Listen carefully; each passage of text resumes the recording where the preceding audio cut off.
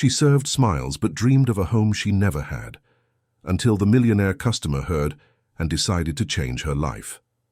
What started as a tip turned into an impossible miracle. That Christmas night, love arrived in the most unexpected way. The city of New York was dressed in golden lights that Christmas Eve. The streets of the Upper East Side reflected the gleam of the decorations hanging from every shop window, from every adorned tree on the wide sidewalks.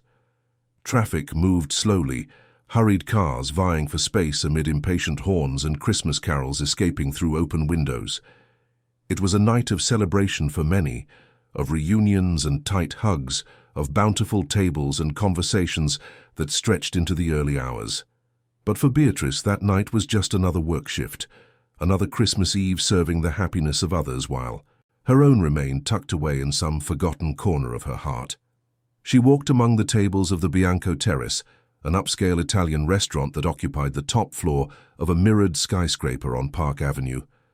The dining room was filled with elegant families, executives celebrating the year's end with colleagues, and enamored couples toasting under the soft glow of crystal chandeliers. The sound of silverware against fine china, the laughter that erupted from time to time, the lively conversations in Italian mixed with English, it all formed a symphony of joy that, to Beatrice, sounded like a distant echo, as if she were on the other side of thick glass, observing a world she would never be a part of. She wore the restaurant's standard uniform, a crisp white shirt, a black skirt that reached her knees, and a black apron tied at her waist. Her brown hair was pulled back into a simple bun, a few rebellious strands escaping to frame her oval face with its delicate features. Beatrice was 28, but her brown eyes held a maturity that seemed to belong to someone much older, someone who had already given up on dreaming too big and had learned to settle for what was possible. But deep down, where no one could see, a silent desire still pulsed, a longing so strong that it sometimes hurt to breathe when she thought of it. She wanted to be a mother. It wasn't a common desire, the kind that comes and goes as life's seasons change. It was a visceral need, a calling that came from a deep, impossible-to-ignore place.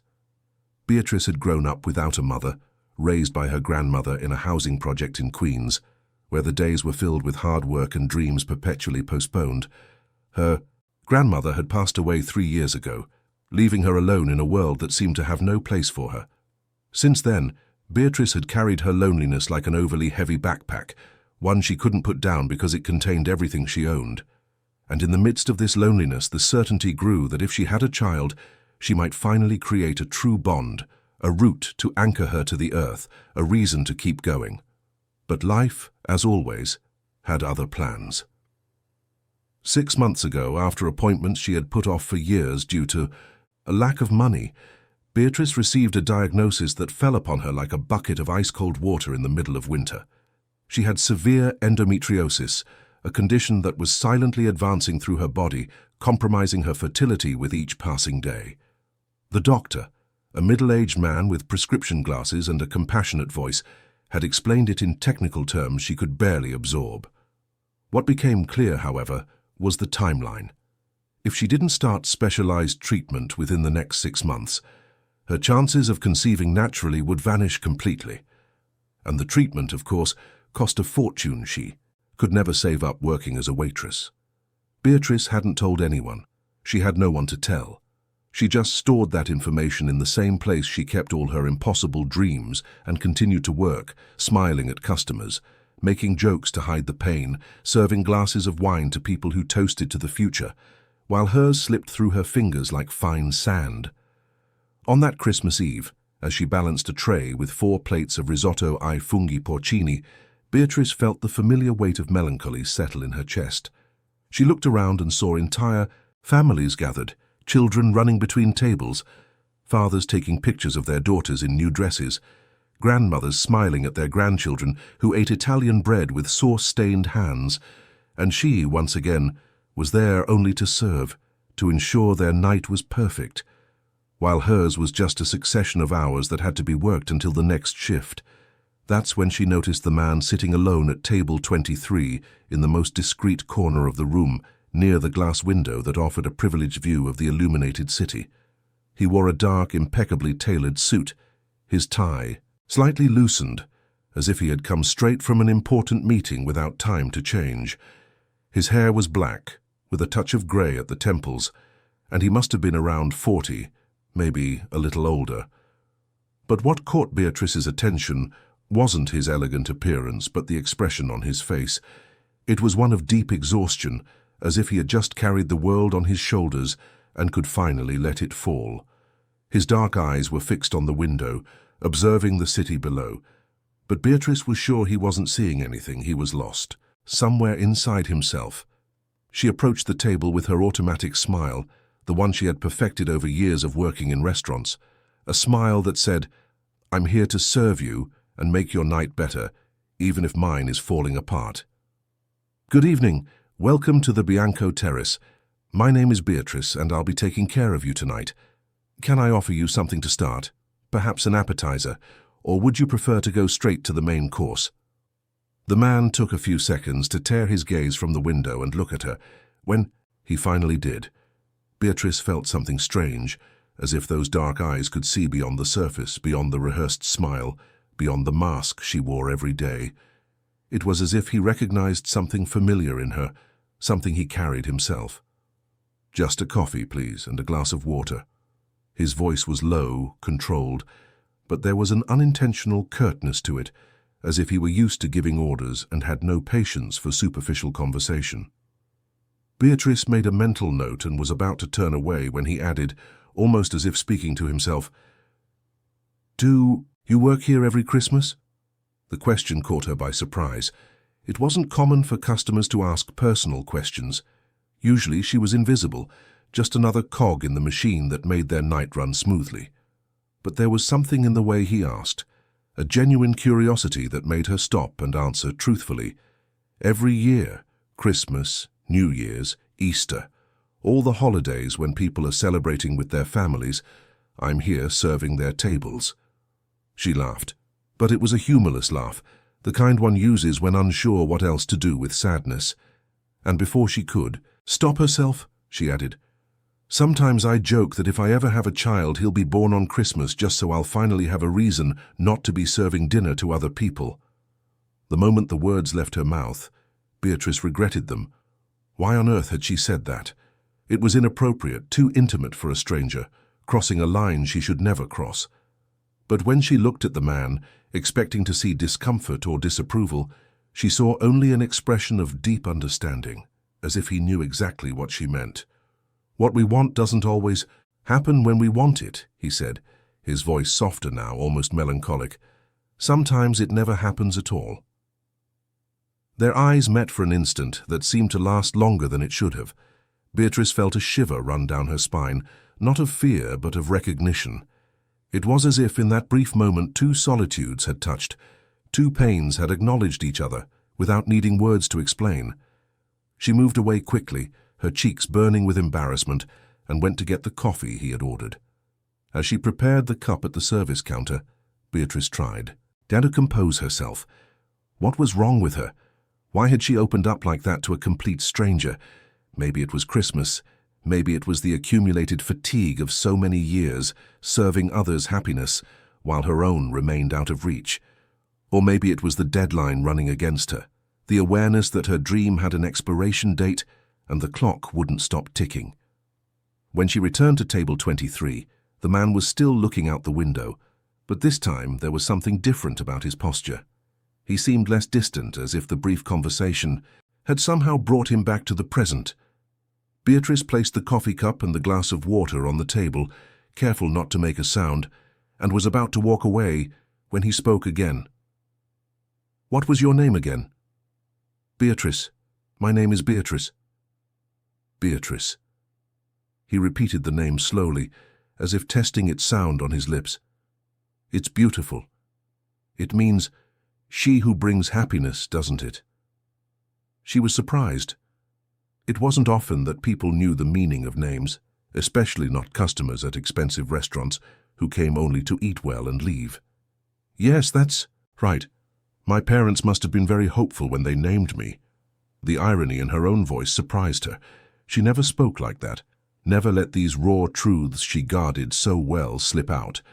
But there was something about this man, something in the way he looked at her, that made the words escape before she could filter them. "And you? May I know your name, or is it a state secret?" This time it was he who smiled, a small, discreet smile that completely transformed his face. It was a smile that revealed that at some point in his life he had been happy, before something broke him on the inside. "Edward, my name is Edward." "A pleasure, Edward. If you need anything, just let me know." She moved away again, but this time with a strange feeling in her chest, as if something had changed in those few minutes of conversation. Beatrice returned to the frantic pace of her work, serving tables, taking orders, bringing dishes, carrying bottles of wine, smiling at everyone, while her mind kept drifting back to table 23, to that man named Edward, who seemed to carry a sadness as great as her own. The night wore on.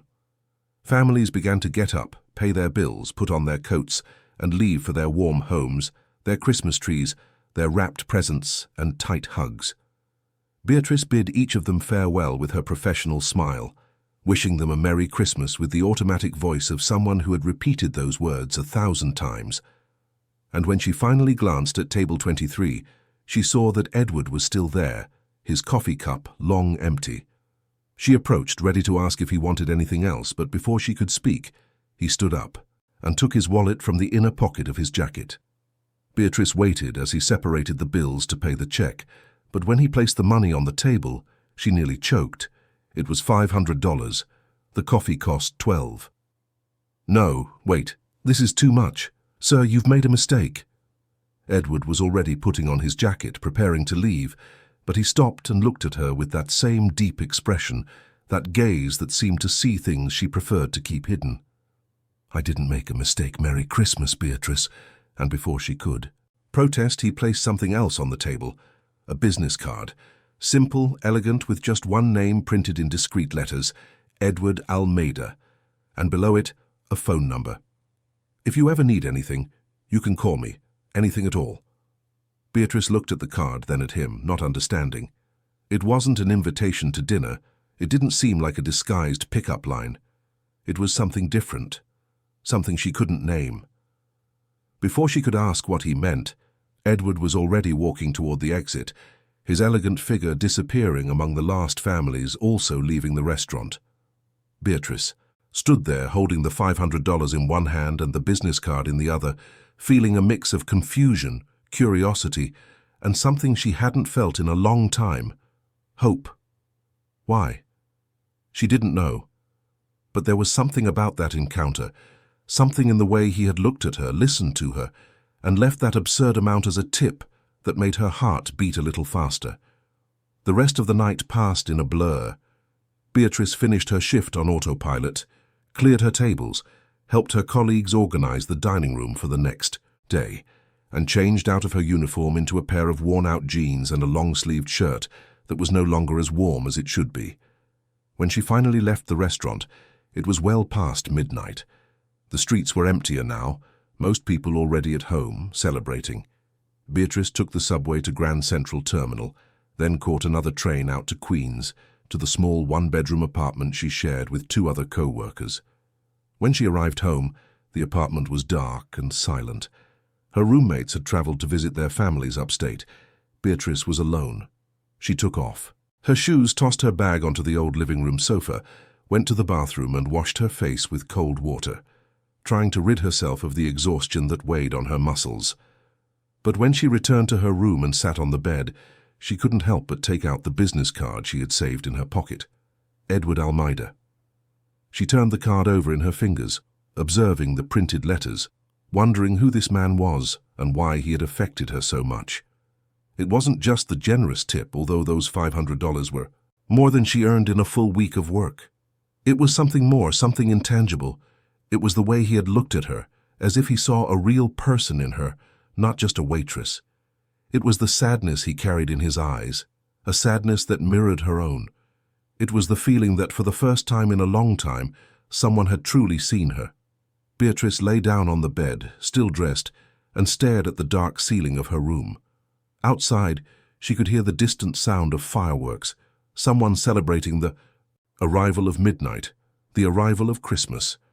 She closed her eyes and for the first time in years allowed herself to dream, not of great riches or world travels, but of something simple, something that to her was more valuable than any treasure, the possibility of having a child, of creating a life, of finally filling the void she had carried inside her forever.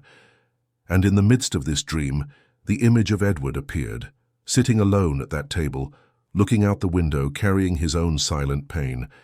Beatrice didn't know why, but she had a feeling that their meeting hadn't been a coincidence, that somehow their solitudes had recognized each other, and that maybe, just maybe, something could be born from that recognition. She took the card once more, ran her thumb over the embossed letters, and placed it in the drawer of her bedside table, along with the few valuable things she owned. The bracelet her grandmother had given her before she passed, a few old photos, and a notebook where she wrote short poems and song lyrics she had never shown anyone. At that moment, Edward's card joined these secret treasures, kept there not out of obligation, but out of an intuition that it would be important. Outside, the city continued to pulse, indifferent. But inside that cramped little room in Queens, Beatrice slept for the first time in months without that suffocating weight on her chest, as if somehow Christmas Eve had been different, as if finally someone had seen her. And as she slept, Edward Almeida was also awake, in his enormous empty apartment on Fifth Avenue, sitting in a leather armchair before a window that offered a privileged view of the illuminated city. He held a glass of whiskey he wasn't drinking, staring into the void, thinking about the waitress with sad eyes who had made a joke about having a child on Christmas. He couldn't get that image out of his head. Her smile, so rehearsed and yet so fragile. The way she had said it, trying to turn pain into humor, as if it were possible to fool the world and herself. Edward knew that trick well. He had been using it himself for years, ever since he lost Laura, his wife, and with her the future they had planned together. He had learned to smile at the right moments, to say the right words, to pretend everything was fine while inside everything was crumbling. Laura had been gone for 5 years, killed in a stupid, preventable car accident on a rainy winter night. She was 6 months pregnant. They were going to have a girl. They were going to name her Sophia. Edward had already prepared the nursery, painted the walls a soft shade of yellow, assembled the light wood crib, bought a nursing chair. And in a single night, all of it had turned into a silent mausoleum he could no longer enter. Since then, Edward had taken refuge in his work, transforming himself into the cold, efficient businessman everyone expected him to be. He multiplied his businesses, bought companies, opened restaurants, invested in real estate projects. His name appeared on lists of New York's wealthiest men, but none of it filled the void Laura had left. None of it brought back the feeling of being alive. Until that night. Until he saw Beatrice, with her sad smile and her desperate joke, and something inside him stirred. It was as if he had recognized in her a reflection of himself, someone who also carried a pain the world didn't see, someone who also smiled to hide their desperation. And in that moment, Edward made a decision. He didn't know yet what he would do, didn't know how he would help, but he knew he had to do something, because, for the first time in 5 years, he had felt something other than emptiness. He had felt a connection, however brief and fragile. Edward placed the whiskey glass on the side table, stood up, and walked to the room he had kept locked for 5 years. He stopped in front of the door, his hand on the doorknob, his heart beating fast. He hadn't been in there since the day of the accident.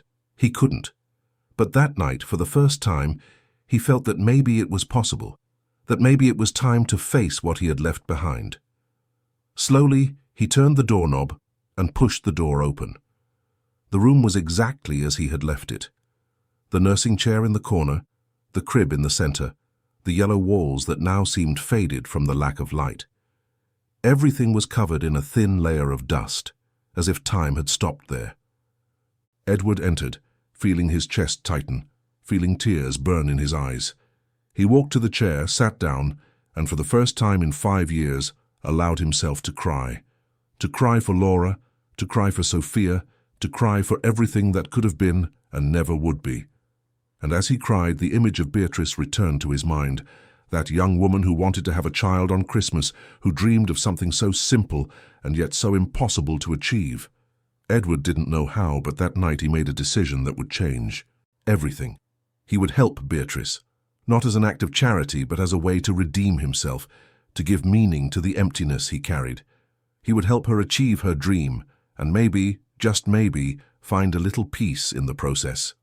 Outside, the city of New York celebrated another Christmas, but inside those two lonely hearts, something new was beginning to sprout, a fragile hope, an unlikely bond, a story that was yet to be written.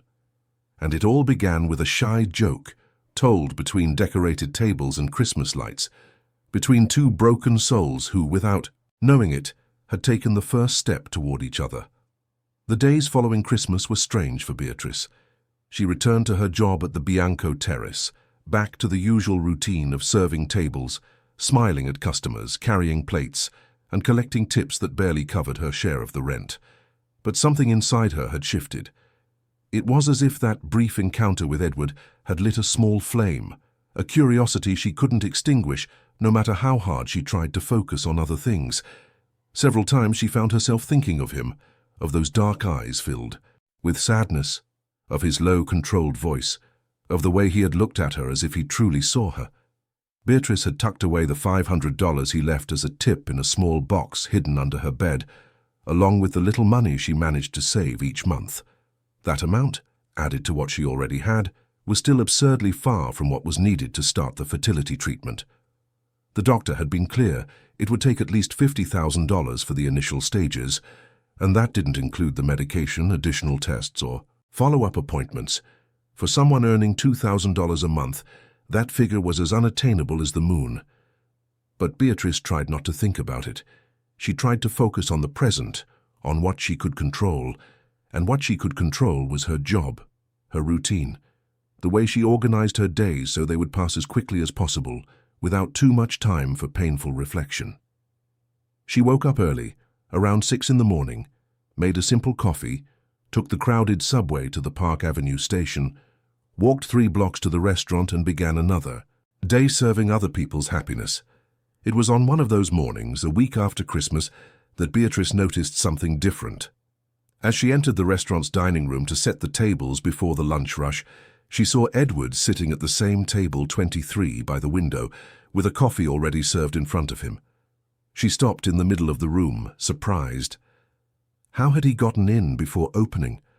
The restaurant wasn't even open to the public yet. But then she remembered something a colleague had once mentioned, almost in passing.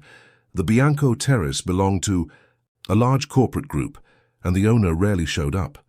Beatrice felt her heart race, a mix of nervousness and something that felt dangerously like joy. She smoothed her apron, ran a hand through her tied-back hair, and walked hesitantly toward the table. Edward looked up from the phone he was holding and smiled when he saw her, a small but genuine smile that completely transformed the serious expression on his face. "Good morning, Beatrice." "Good morning. I didn't know the restaurant was open already." "It's not. I asked them to let me in early. I was hoping to find you here." His sincerity disarmed her. There were no games, no beating around the bush. He had simply said he wanted to see her, as if it were the most natural thing in the world. Beatrice felt her cheeks flush and looked away, trying to compose herself. "Do you need anything? Coffee? Some bread? The kitchen is just getting started, but I can ask them to prepare something." Edward shook his head and gestured to the chair across from him. "Actually, I wanted to talk to you. Can you sit for a minute?" Beatrice glanced around, checking if any of the managers were nearby. Sitting with customers during a shift was strictly forbidden, but the dining room was still empty.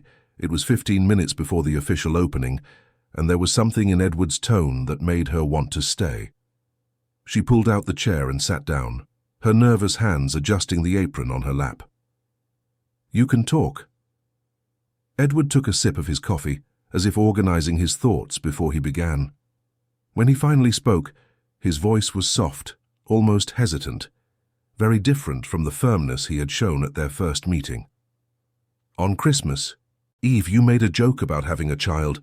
I can't stop thinking about it. There was something in the way you said it, something that made me realize it wasn't just a joke. Was I wrong? Beatrice fell silent, unsure how to respond. It was too intimate a question, even invasive, coming from someone she barely knew, but at the same time, there was a gentleness in the way he asked, a vulnerability that made her lower her defenses. No, you weren't wrong. It wasn't just a joke. She paused, bit her lower lip, and then, to her own surprise, decided to continue. Maybe it was because he already knew part of the truth, or maybe it was because she was tired of carrying this weight alone, of pretending everything was fine when it wasn't. I want to have a child. I always have. But I found out a few months ago that I have a medical condition that's destroying my chances. If I don't get treatment soon, in a few months, I won't be able to get pregnant naturally anymore. Edward leaned forward slightly, his eyes fixed on her with an intensity that made Beatrice feel both exposed and comforted. What kind of treatment? It's expensive, very expensive.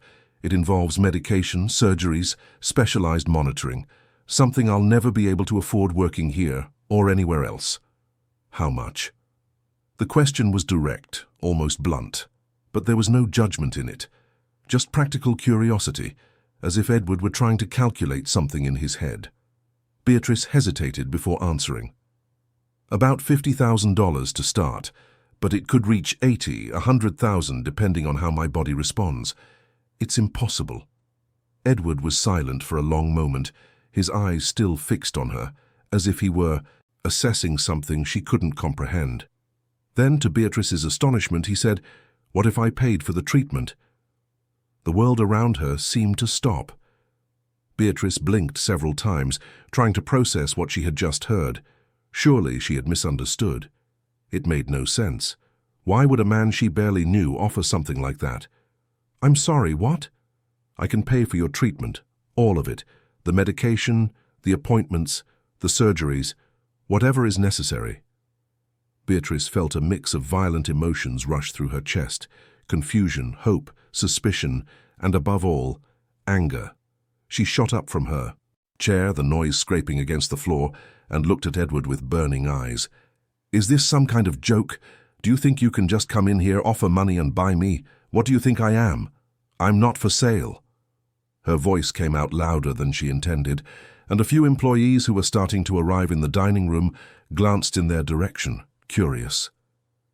Edward raised his hands in a gesture of surrender, his face pale, clearly shocked by her reaction. "No, that's not it. Beatrice, please, it's nothing like that. Let me explain."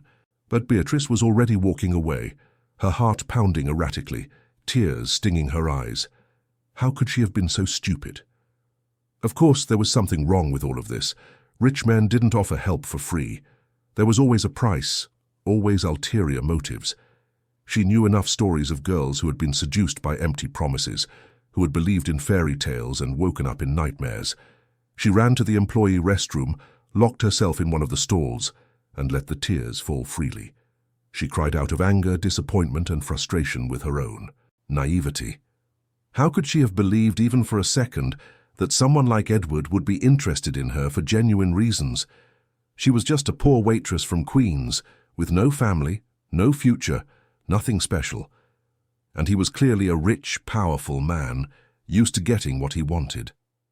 Beatrice stayed there for several minutes, trying to calm down, washing her face with cold water, dabbing her eyes with a paper towel. When she finally left the restroom, prepared to go back to work and forget that absurd conversation, she found Edward waiting outside, leaning against the wall of the narrow hallway that led to the locker rooms. He looked genuinely distressed, his hands shoved in his trouser pockets, his expression tense. "Beatrice, please, just listen to me for 5 minutes. If you still want me to leave after that, I'll go and never come back, I promise."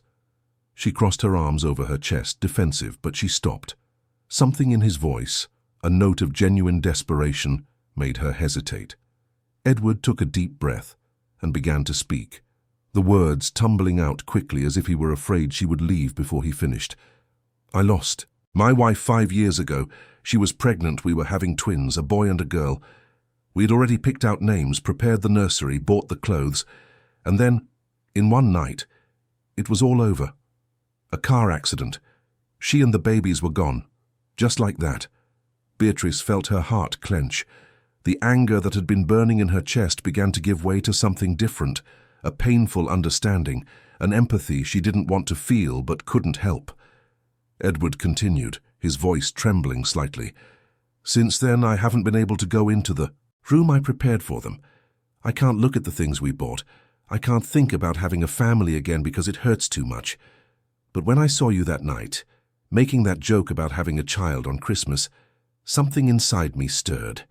I saw in you someone who desperately wants something I lost, and I thought that maybe if I could help you achieve that dream, maybe I could give some meaning to my own pain. He paused, his eyes welling up, and Beatrice realized this was the first time she had seen Edward truly vulnerable.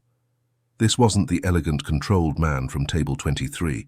This was just a broken man, trying to find some way to put himself back together. I don't want anything in return. I'm not trying to buy you. I'm not trying to use you. I just want to help. Because you made me feel something I haven't felt in a very long time. Hope. And maybe, by helping you, I can find a little peace. The silence that followed was heavy, charged with emotion. Beatrice felt the tears return, but this time they weren't tears of anger. They were tears of something she couldn't name, something between compassion, gratitude, and a deep sadness for everything Edward had lost, for everything she was also losing. I don't know what to say, she whispered, her voice hoarse. You don't have to say anything right now, just think about it. Here's my number again in case you lost the card. He took another card from his pocket and held it out to her. Beatrice took it, her fingers briefly touching his, and felt a shiver run down her spine. Edward took a step back as if he had felt something too and gave a slight nod. I'll go. If you decide you want my help, call me. If you decide you don't, I'll understand and respect that. But think about it, Beatrice. Think about what you really want. And with that, he turned and walked down the hall, leaving Beatrice alone with the card in her hand and a whirlwind of emotions in her chest. She stood there for a long time, listening to the distant sounds of the kitchen starting up, of waiters setting tables, of the city outside waking up for another day, and for the first time in a long time, Beatrice didn't know what to do. The following weeks were a silent torment. Beatrice kept Edward's card in the same drawer where she'd put the first one, and tried to go on with her life as if nothing had happened. But it was impossible. Every night when she came home exhausted from work, she would open the drawer and look at that card, at that name printed in simple letters, Edward Almeida. The man who had lost everything and was now offering to give her everything. How was it possible for someone to be so generous? Or was she naive to believe it was real? Beatrice talked about it with Frances, one of her roommates, who had returned from her holiday trip. Frances was a practical woman, 10 years older, who worked as a cashier at a supermarket and possessed the kind of hard-won wisdom that comes from having seen a lot in life. Girl, are you crazy? A rich man offers to pay for your fertility treatment, and you're sitting here wondering whether to accept. Just accept it. If he's a creep or has ulterior motives, you'll figure it out and get out. But if he's serious, you're throwing away the only chance you'll ever have to make this dream come true. But what if he wants something in return later? So what if he does? You say no. Simple as that. Beatrice, you're not a child anymore. You know how to take care of yourself. And from what you've told me, this man doesn't sound like a bad guy. He just sounds like a grieving man trying to do something good. Frances's words echoed in Beatrice's head for the next few days. Was she right? Was Beatrice letting pride and fear stop her from accepting help that could change her life? But at the same time, there was something terrifying about the proposal. It wasn't just about the money.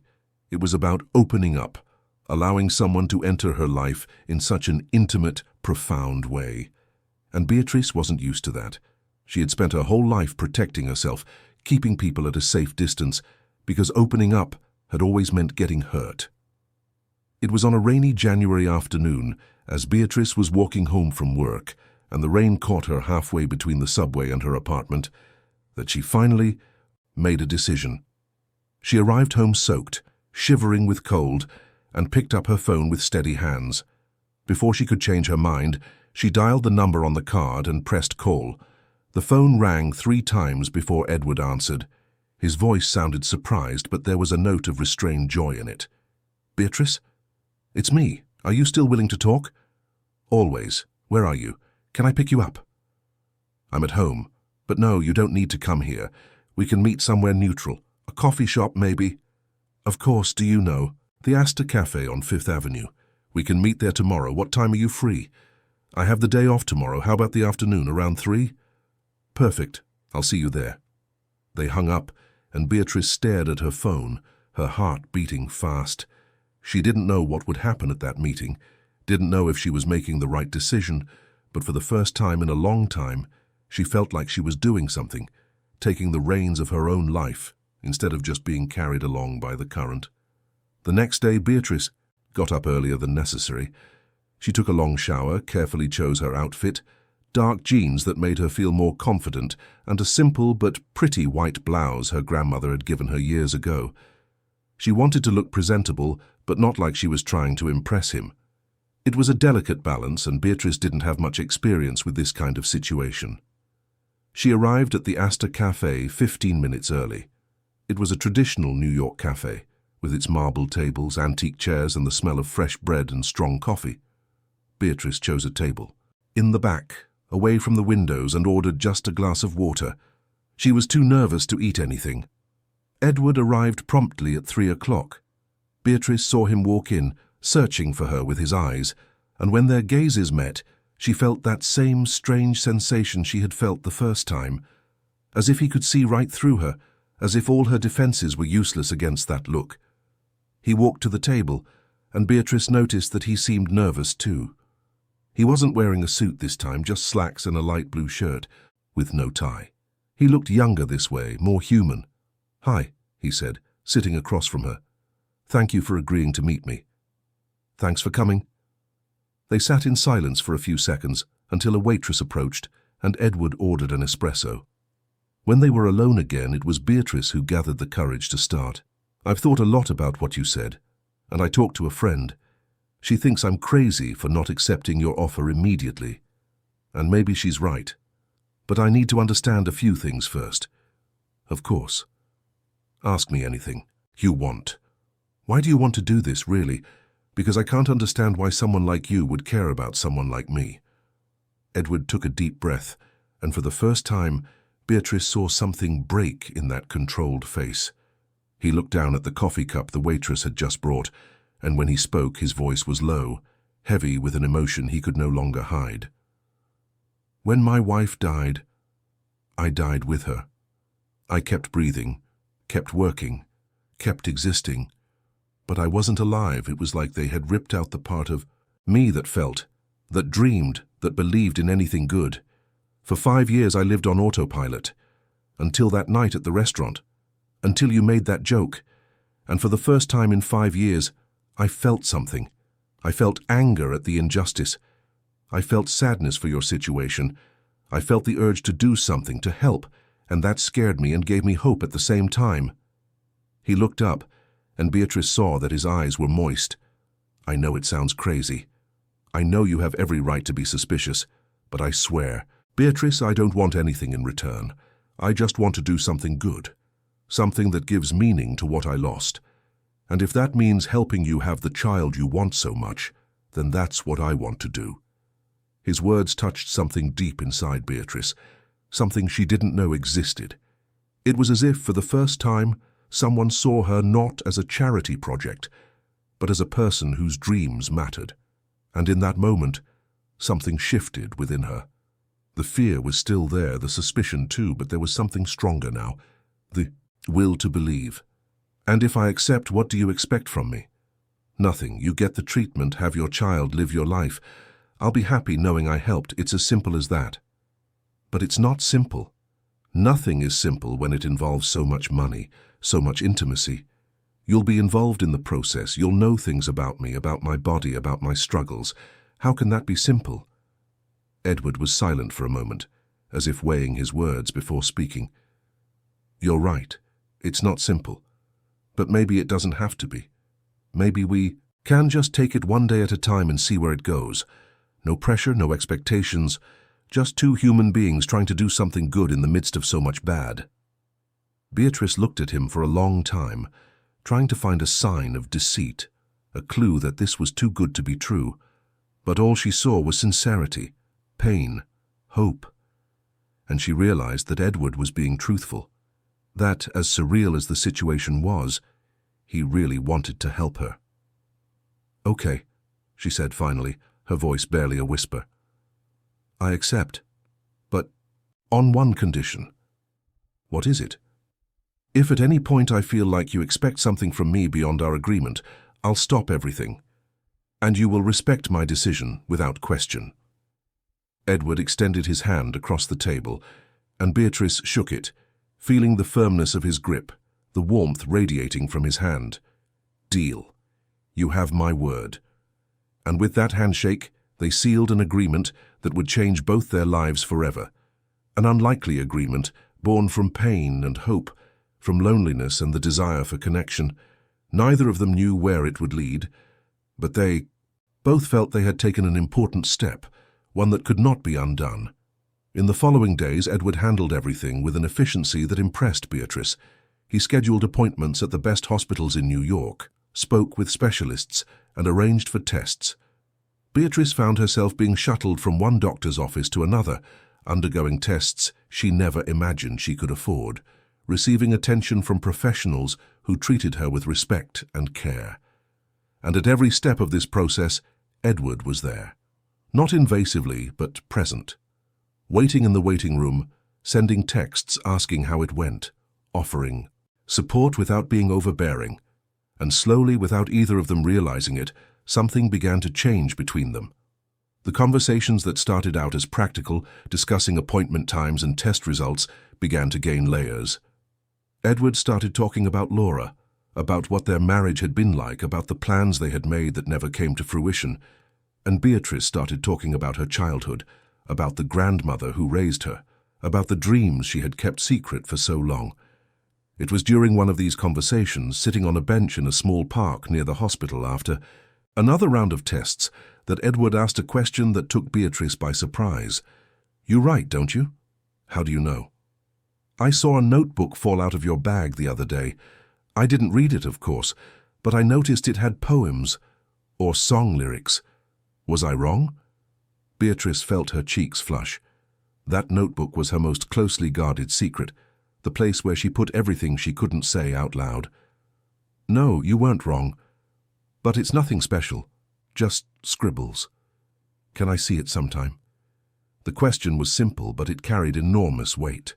To show him that notebook would be to show him her soul, to completely bare herself before him. And Beatrice didn't know if she was ready for that. But when she looked at Edward, she saw in his eyes a genuine curiosity, a desire to know her beyond the surface. "Maybe. Someday." Edward smiled, and in that smile, Beatrice saw something that made her chest tighten. She was starting to like him, not just as the man who was helping her, but as a person, as someone she wanted to spend time with. And that scared her more than anything else, because she knew that the closer she got to him, the more it would hurt when it ended, and it was bound to end. As soon as she had the child, there would be no reason for them to see each other anymore. They would each go their separate ways. That was the agreement. But deep in her heart, Beatrice was beginning to realize that maybe she didn't want it to end, and that discovery terrified her. The treatment began in February, when New York was still in the grip of summer's suffocating heat. Beatrice had to reduce her hours at the restaurant, and Edward, without her asking, covered the difference in the salary she would lose. At first, Beatrice protested, saying that what he was already doing was more than enough. But Edward insisted with that gentle firmness she was beginning to recognize as his trademark. It wasn't imposition, it was care. And slowly, Beatrice learned to accept this care without feeling like she was losing her independence. The appointments became part of their routine. Every week, sometimes twice a week, Beatrice went to the office of Dr. Helen Campos, a human reproduction specialist who worked in a modern clinic near Fifth Avenue. Dr. Campos was a woman in her 50s, with grey hair tied in an elegant bun, thin-rimmed glasses, and a maternal demeanor that put Beatrice at ease even during the most awkward conversations about her body and its limitations. The treatment wasn't easy. It involved daily hormone injections that left Beatrice bloated and irritable, transvaginal ultrasounds that made her feel exposed and vulnerable, and constant blood tests that marked her arms with small purple bruises. There were days when she woke up nauseous, with headaches throbbing at her temples, her body aching as if she had been in a fight the night before. And on those days when the temptation to give up was strong, it was Edward who kept her steady. He was always present, not in an oppressive way, but as a silent anchor. On the days of the most important appointments, he would pick her up from her apartment, drive to the clinic, wait in the waiting room while she underwent the procedures, and then take her back. Sometimes they would sit in silence during the drive, only the low sound of the radio filling the car, and Beatrice discovered she felt comfortable in that silence. They didn't need to fill every second with words, his presence was enough. It was on one of those afternoons, after a particularly difficult appointment, where Dr. Campos explained that the treatment would take longer than expected due to the severity of the endometriosis, that Edward suggested they go for ice cream.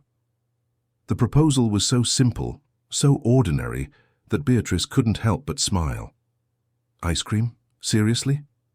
Why not? When was the last time you had ice cream just because you wanted to without thinking about anything? Beatrice thought. Honestly, she couldn't remember.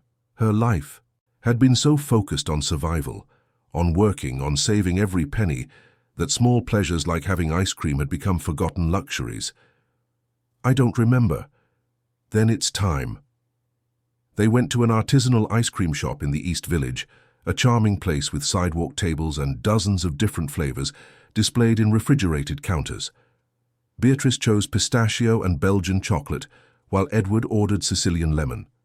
They sat at a small, white-painted iron table under the shade of a tree, and for a few minutes they just ate in silence, enjoying the flavor, the coolness, the simplicity of the moment. "This is good," Beatrice said, licking her spoon. "It's been a long time since I did something like this, something for no reason, just because." "We forget about these things," Edward replied, looking at his own ice cream. "We get so caught up in routine, in obligations, in pain, that we forget that life also has these small moments, and sometimes they're what make it all worthwhile." "You forgot too, didn't you?" Edward looked up and met her gaze. There was an understanding there, a silent empathy. He nodded slowly. "Yes, for a long time I stopped doing anything. That wasn't work. I thought if I kept myself busy enough I wouldn't feel the loss. But it doesn't work that way. The pain is still there. It just gets quieter. Until at some point it screams so loud you have no choice but to look at it." Beatrice reached her hand across the table, hesitant, and lightly touched his fingers. It was a small gesture, but laden with meaning.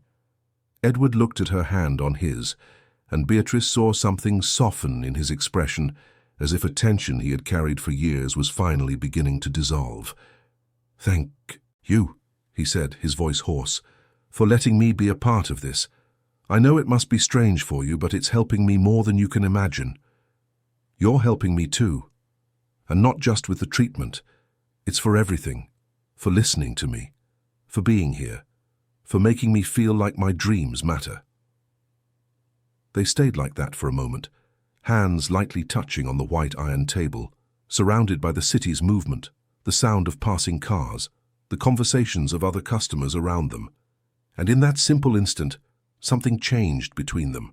It was no longer just an agreement, a kind transaction between two wounded people.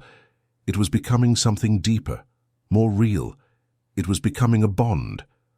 The weeks passed, and a routine was established. Beatrice continued to work at the restaurant, but with fewer hours, and she used her free time to rest, to take care of herself, to write in her notebook.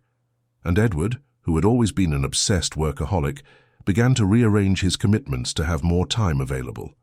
He cancelled meetings to accompany her to appointments, declined business trips, delegated more responsibilities to his partners.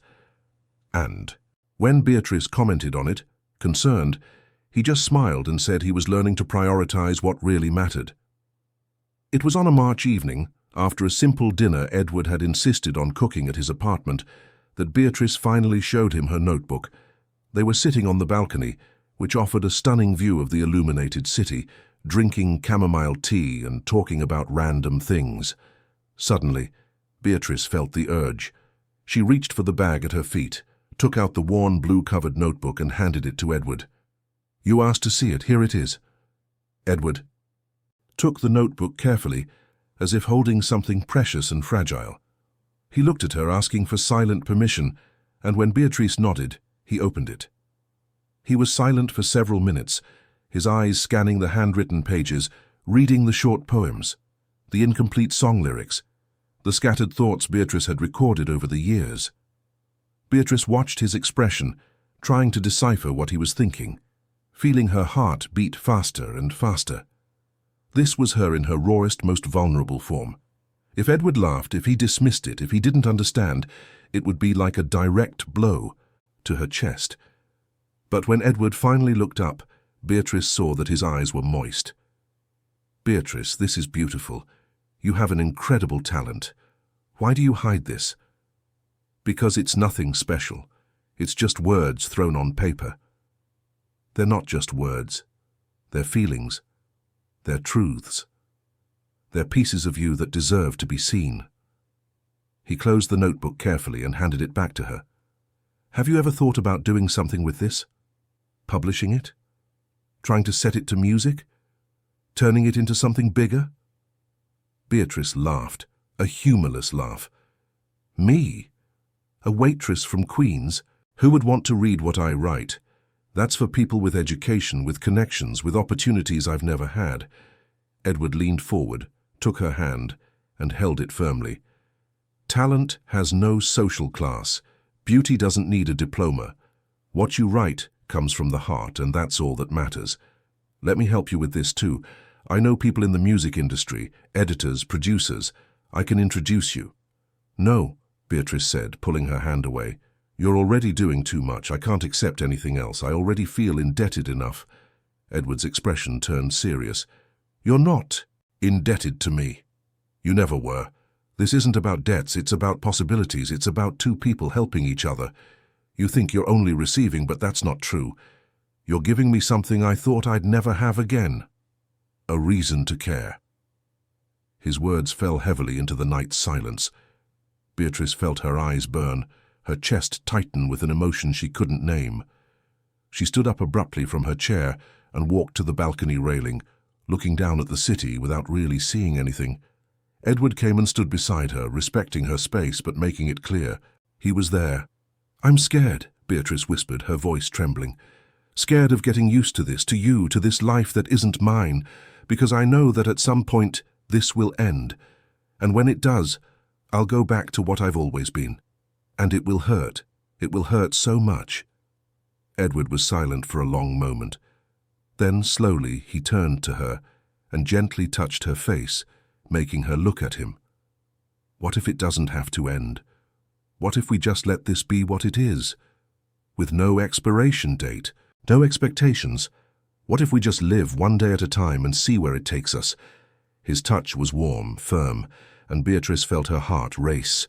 She wanted to believe his words, wanted to allow herself to dream of the possibility that this could be real, lasting. But the fear was too strong.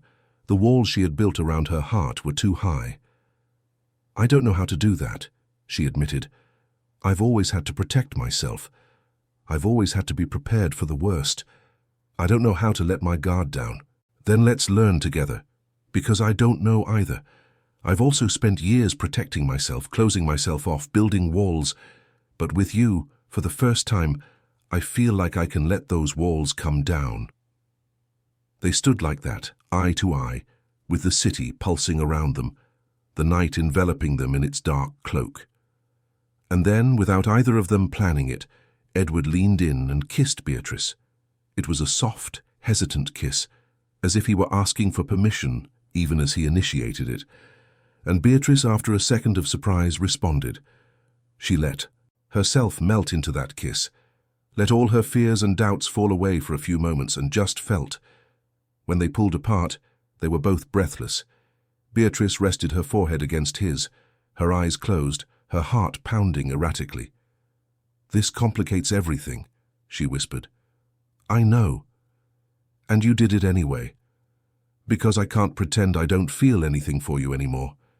Since that first night at the restaurant, when you made that joke about having a child on Christmas, something inside me shifted, and the more time I spend with you, the stronger it gets. I'm not asking for anything. I'm not demanding anything. I just need you to know that this isn't just about the treatment for me. Not anymore. Beatrice opened her eyes and looked at him, seeing the vulnerability stamped on the face she had grown to admire. And in that moment she made a decision. Maybe it was risky, maybe it was reckless, but for the first time in her life, Beatrice decided to take a chance, to bet on this feeling, on this connection, on this possibility of happiness. It's not just about the treatment for me anymore either. The smile that lit up Edward's face was so genuine, so full of joy that Beatrice felt her chest fill with warmth. They kissed again, this time with less hesitation, with more certainty. And that night, under the starry New York sky, two wounded hearts began to heal together. The following months were intense. The treatment continued with its ups and downs, its hopes and frustrations. There were days when the test results were encouraging, and Beatrice felt she was closer to achieving her dream. And there were days when the doctors brought discouraging news, and she had to gather her strength not to fall apart. But now she wasn't alone. Edward was by her side at every step, holding her hand in waiting rooms, wiping her tears in difficult moments, celebrating every small victory as if it were the greatest achievement in the world. And alongside the treatment, their relationship blossomed. They began to spend more and more time together.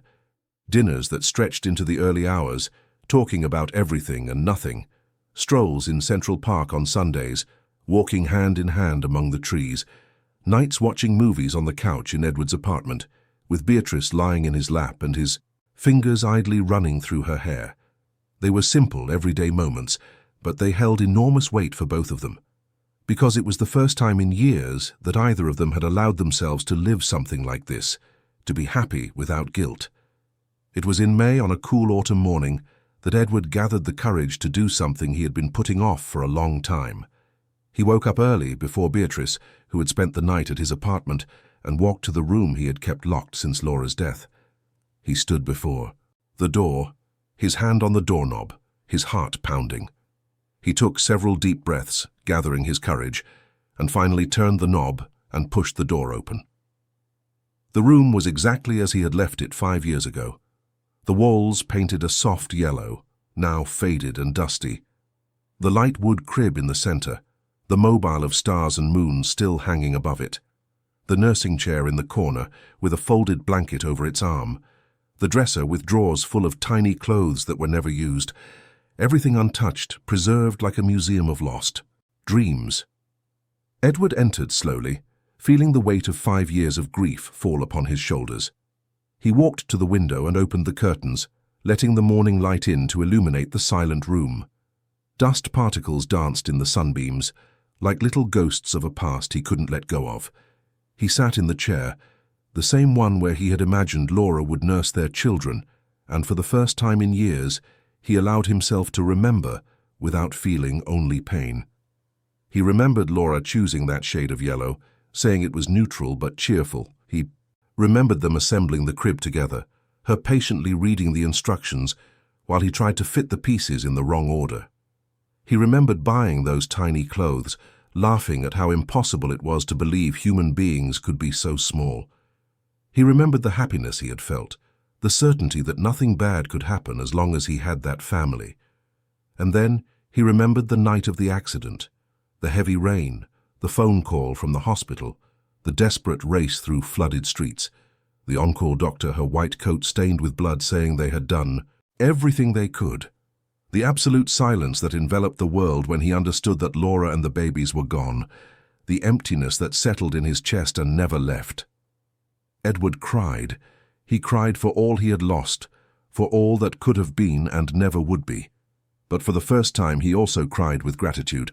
Gratitude for having had Laura, for having loved and been loved, for having experienced that joy, however briefly. And he cried with hope, because now he had Beatrice.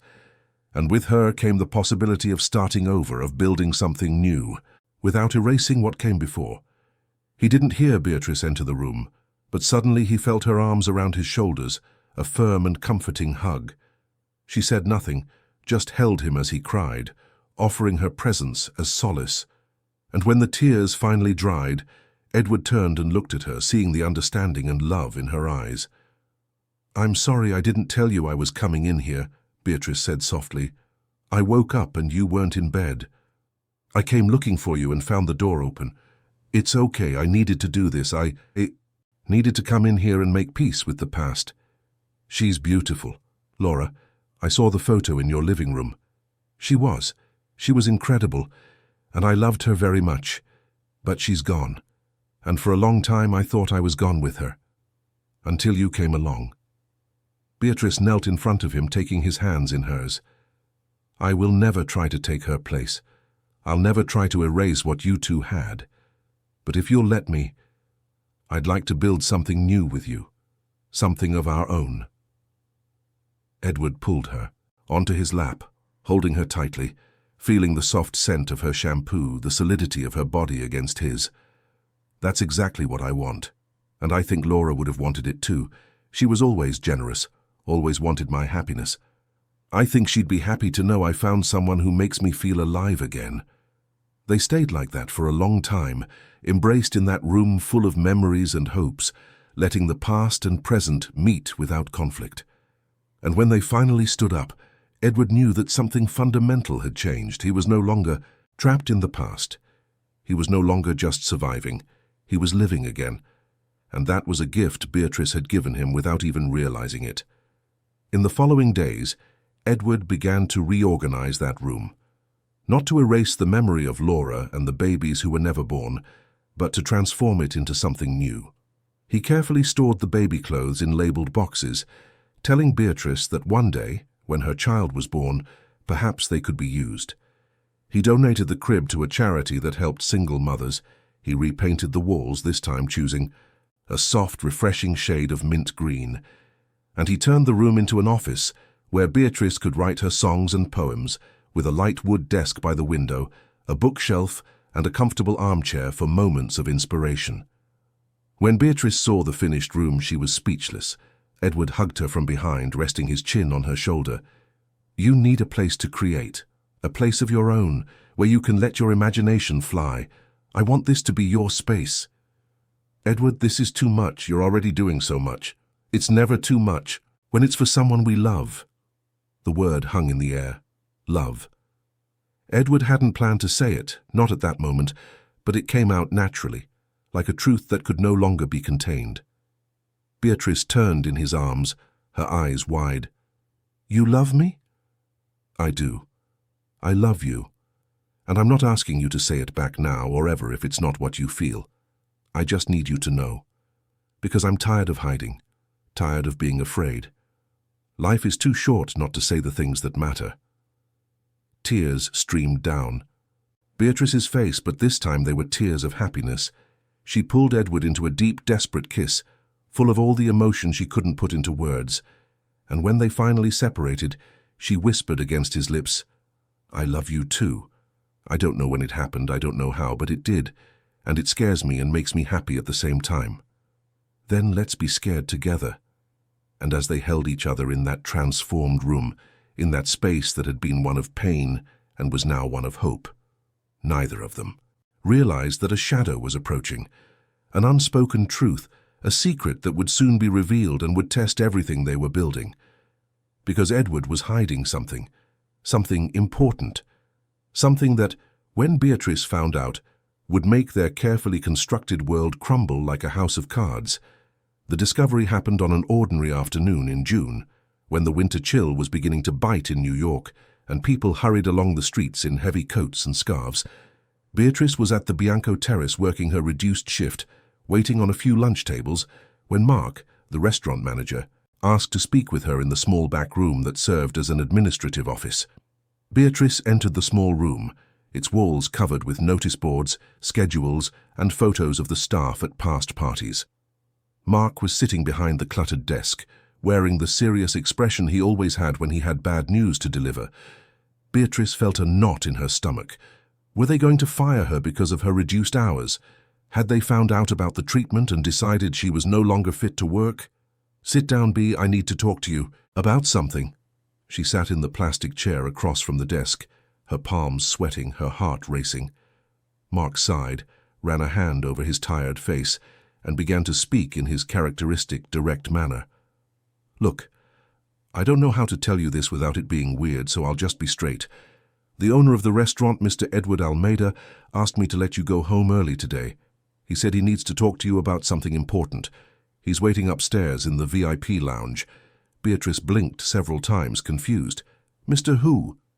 Edward Almeida, the owner. Tay of the Bianco Terrace. He owns the entire restaurant chain. You didn't know?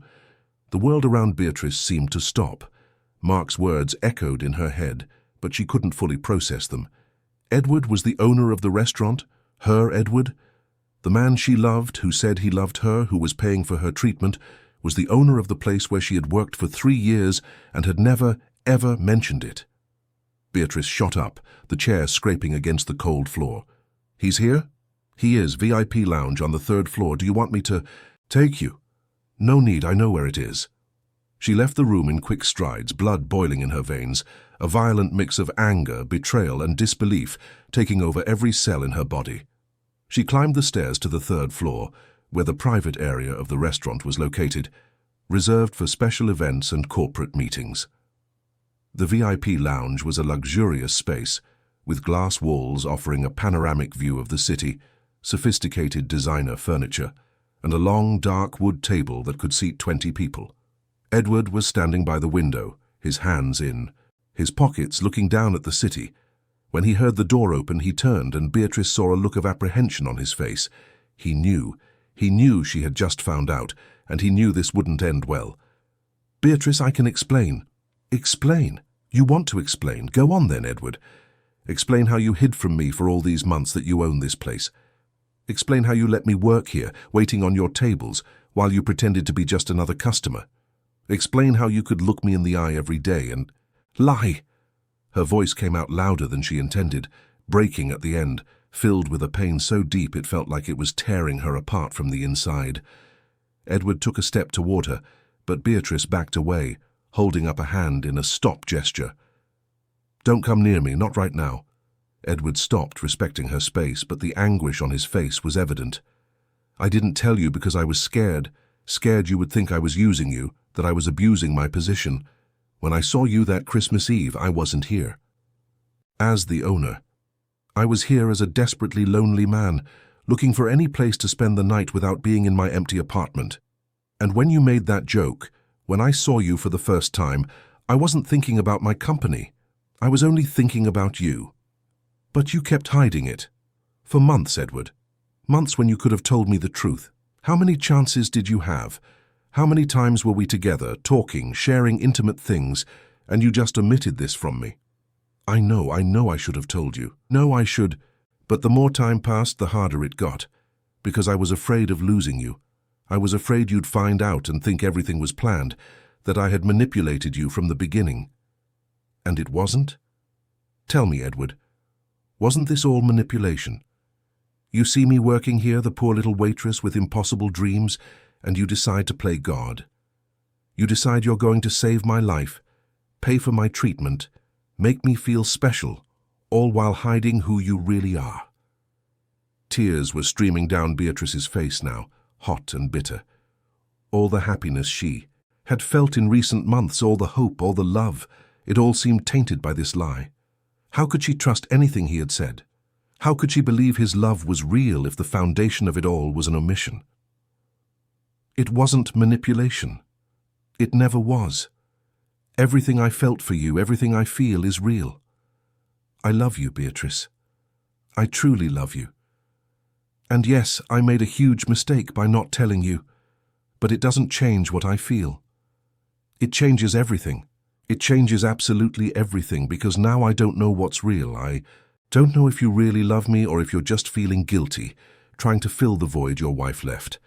I don't know if this was all just a way for you to feel better about yourself. Beatrice was screaming now, all the emotions she had bottled up for months exploding at once. Edward tried to take another step, but she kept backing away until her back hit the cold glass wall. Listen to what you're saying. Do you really think I would do that? That I would use you like that? Beatrice, I opened my heart to you. I showed you my home, my past, my wounds. Do you think it was all a lie? I don't know. I don't know what to think anymore. All I know is that you lied. You lied by omission, but you still lied. And if you lied about this, about something so important, what else are you hiding? Nothing. I'm not hiding anything else. And I didn't lie about my feelings, about what you mean to me. That was always true. But Beatrice was already taking off her restaurant apron, throwing it onto one of the chairs, her movements jerky, like someone on the verge of an emotional breakdown. She grabbed her bag from a corner and walked toward the door.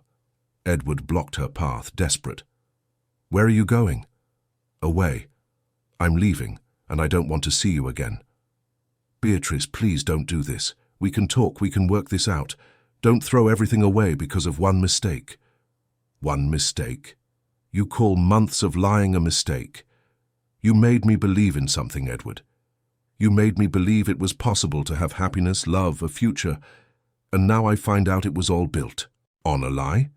How do you expect me to ever trust you again?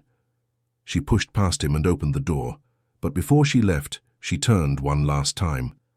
Her face was red and wet with tears, her eyes swollen, her expression that of someone whose heart had just been shattered. And what about the treatment? What about the baby? Did you lie about that too? Was it just another way to control me? Edward turned pale. No, never. The treatment is real. My desire to help you is real. And if you're pregnant, if we succeeded, that doesn't change anything. The baby is yours. The choice is yours. I never wanted to control you. Then I choose to stay away from you. And with that, Beatrice left, slamming the door behind her with such force that the glass trembled. She ran down the stairs, tears blurring her vision, her heart pounding so hard it felt like it would explode. She passed the reception without speaking to anyone, pushed open the glass entrance door, and stepped out into the cold June street. The chilly air hit her face, but she barely felt it.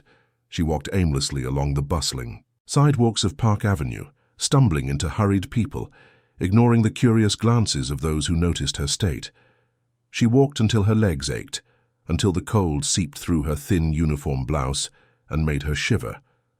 Only then did she realize where she was, in a small park, sitting on a wooden bench, alone as the sun began to set on the horizon. Beatrice hugged herself, trying to get warm, but the cold she felt wasn't just physical. It was a cold that came from within, from the feeling of being deceived, of having trusted someone only to discover that trust was based on lies. She thought about everything she had experienced in recent months, the doctor's appointments, the dinners, the walks, the nights spent talking late, the declarations of love. It all seemed stained now, like a beautiful photograph someone had smeared with ink. The phone in her pocket began to vibrate. It was Edward. She ignored it. It vibrated again, and again, and again, until Beatrice finally took out the device and blocked his number. She didn't want to hear explanations, didn't want apologies, didn't want anything that came from him. At least not now, not when the pain was so fresh, so raw. When night fell completely and the park grew dark, Beatrice finally stood up and walked to the nearest subway station. She rode home in a trance, not noticing the stations passing, not registering the people around her. When she arrived at her apartment, Frances was in the living room watching television. Seeing Beatrice's state, she immediately stood up, concerned. "My God, Bea, what happened? Are you okay?" Beatrice collapsed onto the sofa, and for the first time since leaving the restaurant let herself truly cry.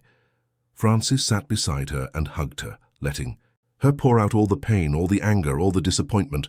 And when Beatrice could finally speak, she told her everything.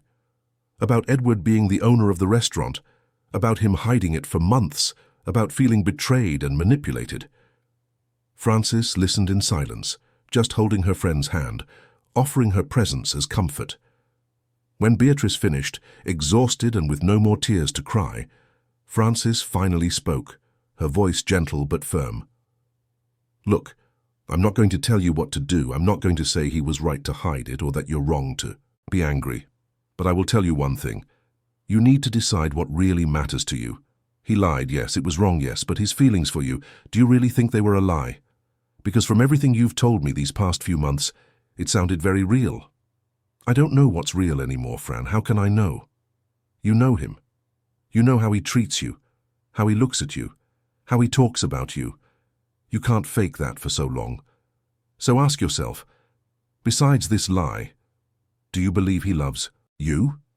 Beatrice was silent, the question echoing in her mind.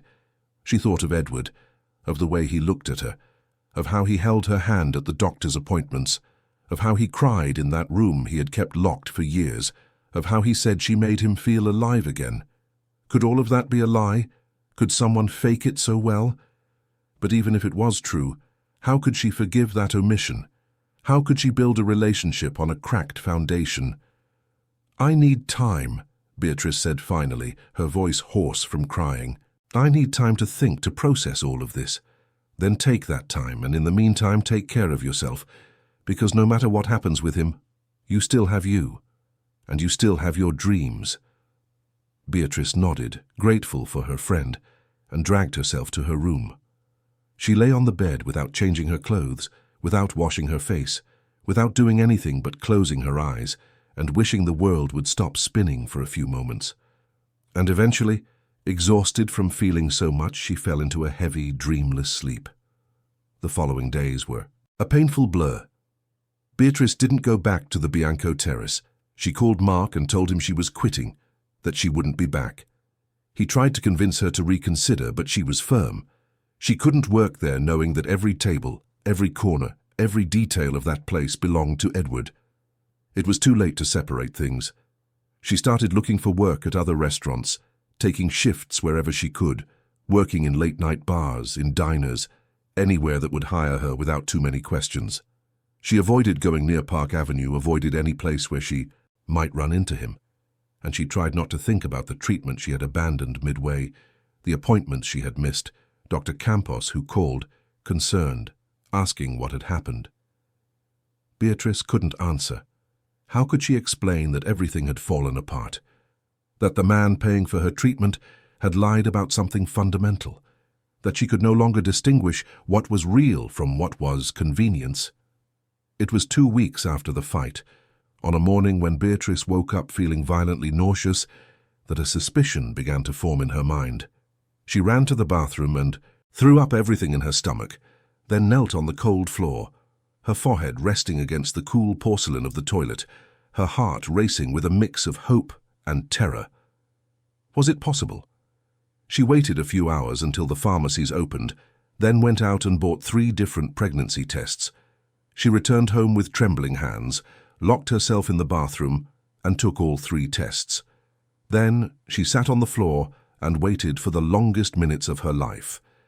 When she looked at the results, her hands were shaking so much she almost dropped the tests. But she didn't need to hold them steady to see. 2 lines. Positive. On all 3 tests, Beatrice was pregnant.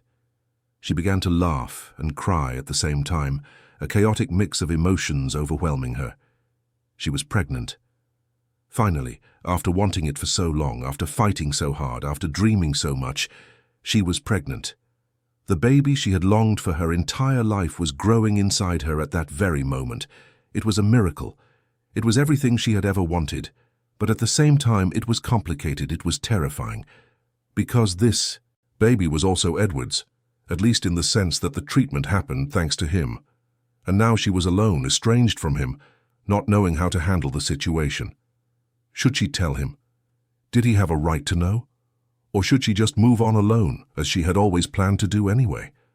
Beatrice spent the next few days in a daze, trying to process the pregnancy, the fight, the uncertain future. She knew she needed to go back to Dr. Campos, that she needed to start prenatal care, that she needed to take care of herself and the baby. But she was paralyzed by fear and confusion. It was Francis who finally pushed her to act. One evening, she sat next to Beatrice on the sofa and spoke with the kind of frankness only true friends have the courage to use. "Bea, you're pregnant. This is incredible. It's everything you've ever wanted. But you need to see a doctor. You need to take care of this baby. And you need to decide what you're going to do about Edward, Because you can't pretend he doesn't exist. He's part of this story, whether you like it or not. I don't want to see him. Then don't. But at least tell him he has a right to know, and you have the right to decide how you want him to be involved or not in this baby's life. But you can't make those decisions by hiding the truth. It's not fair to you, to him, and especially not to this child. Francis's words echoed in Beatrice's head for the next few days. She knew her friend was right. As hurt as she was, as betrayed as she felt, Edward had a right to know she was pregnant. And she had the right to make it clear what she expected from him going forward. It was on a July afternoon, when New York was covered in a fine, constant drizzle, that Beatrice finally gathered her courage. She took her phone, unblocked Edward's number, and sent a short, direct message. "I need to talk to you. It's important. Can we meet?" The reply came in less than a minute. "Whenever and wherever you want. Just tell me and I'll be there."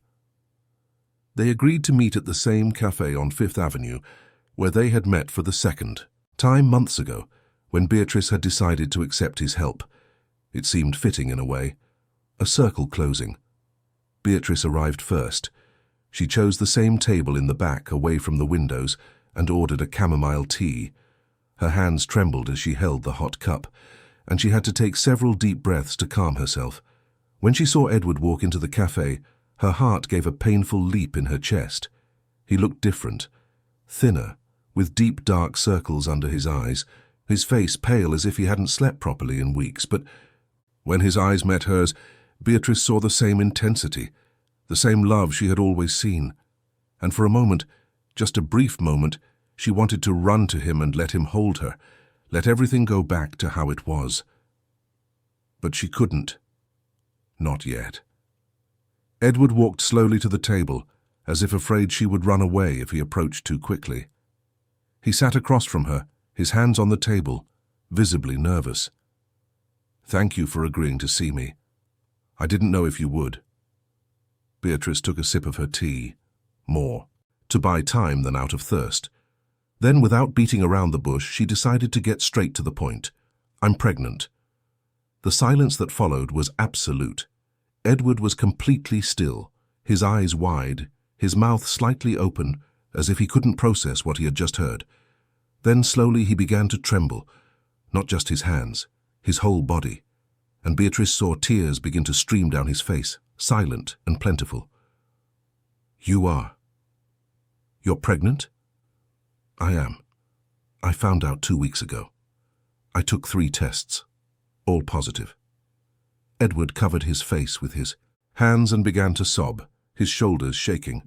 It was a cry of relief, of joy, of so much pent-up emotion that it could no longer be contained. Beatrice felt her own heart ache seeing him like this, but she remained firm. She had things to say, and she needed to say them before her own feelings made her waver. "Edward, I need you to understand something. I'm telling you because you have a right to know, but this doesn't change what happened between us. You lied to me, and that lie broke my trust. So I need to know. If I give you another chance, if I try to rebuild this with you, do you promise you'll never hide anything from me again? That you'll never lie again, not even by omission?"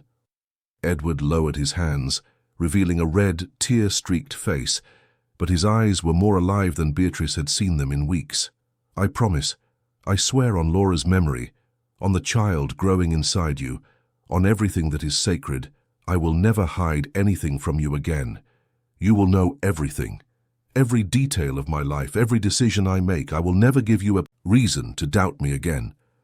"And how do I know I can trust that promise?" Edward extended his hand across the table, palm up, offering it to her. Beatrice looked at that hand, at the fingers that had held hers so many times, that had comforted her, that had caressed her, and after a long moment slowly she placed her hand on his.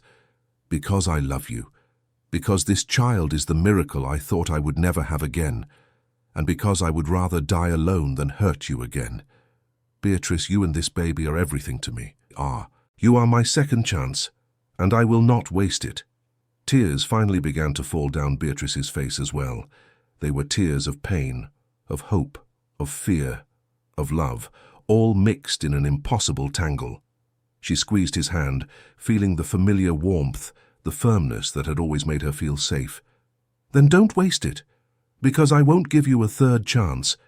This is all we have. It's all I need. And there, in that cafe on Fifth Avenue, on a rainy July afternoon, two wounded hearts began the slow, painful process of rebuilding. It wouldn't be easy. Trust would take time to be restored. The wounds would take time to heal. But they had something worth fighting for, a true love and a baby on the way. And sometimes that was enough to start over. The reconciliation wasn't instant or easy. In the days following their meeting at the cafe, Beatrice and Edward walked on eggshells, each step carefully measured, each word weighed before being spoken. They agreed to take it slow, to rebuild trust brick by brick, without pressure or haste. Edward respected Beatrice's space, never showing up unannounced, never pressing her for answers or commitments, and Beatrice in turn tried to open her heart again, even if it meant risking being hurt once more. The first thing they did together was go back to Dr. Campos. The doctor greeted Beatrice with a mix of relief and concern, gently chiding her for disappearing without notice in the middle of her treatment. But when she learned about the pregnancy, her face lit up with a genuine smile. "This is wonderful, Beatrice. Wonderful. But now we need to be very careful. Your endometriosis is still there, and a pregnancy with this condition requires close monitoring. We'll need to have weekly appointments, at least for the first few months." Edward, sitting beside Beatrice in the consultation room, held her hand and asked in a firm voice, "What else can we do? Are there risks? How do we ensure that both she and the baby will be okay?" Dr. Campos explained everything in detail. The necessary precautions, the symptoms to watch for, the medications Beatrice would need to take, the importance of rest and a proper diet. Edward noted everything on his phone, asking questions, making sure he understood every detail, and Beatrice, watching him there, so focused, so committed, felt something inside her soften. Maybe this could work. Maybe they could get through this. The following months were an emotional roller coaster. The pregnancy brought intense changes to Beatrice's body. The morning sickness was severe, waking her before dawn to vomit everything in her stomach. Her breasts became sore and tender, her body began to swell, and the fatigue was constant, as if someone had drained all her vital energy. But at the same time, there was a deep, unshakable joy. She was pregnant, finally she was pregnant, and every discomfort, every ailment was a reminder that her dream was coming true. Edward was present every step of the way. On mornings when the nausea was worst, he would show up at Beatrice's apartment with ginger tea and toast, sitting beside her on the bathroom floor, holding her hair back as she threw up. On days when fatigue overwhelmed her, he would cancel his appointments to stay with her, watching silly movies on the couch, letting her sleep in his lap. And at the doctor's appointments, he was always there, holding her hand, asking questions, taking notes. But beyond the practical care, Edward also kept his promise of transparency. He began to share everything with Beatrice. He showed her his financial documents, explained every business he had, every company he owned.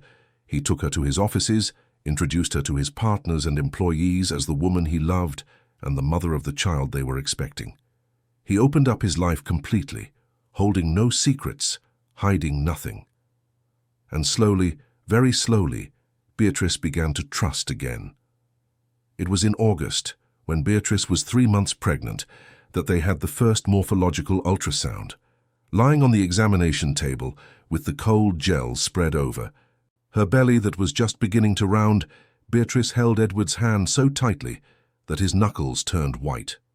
They both stared at the black and white monitor, trying to make out something in the blur of pixels.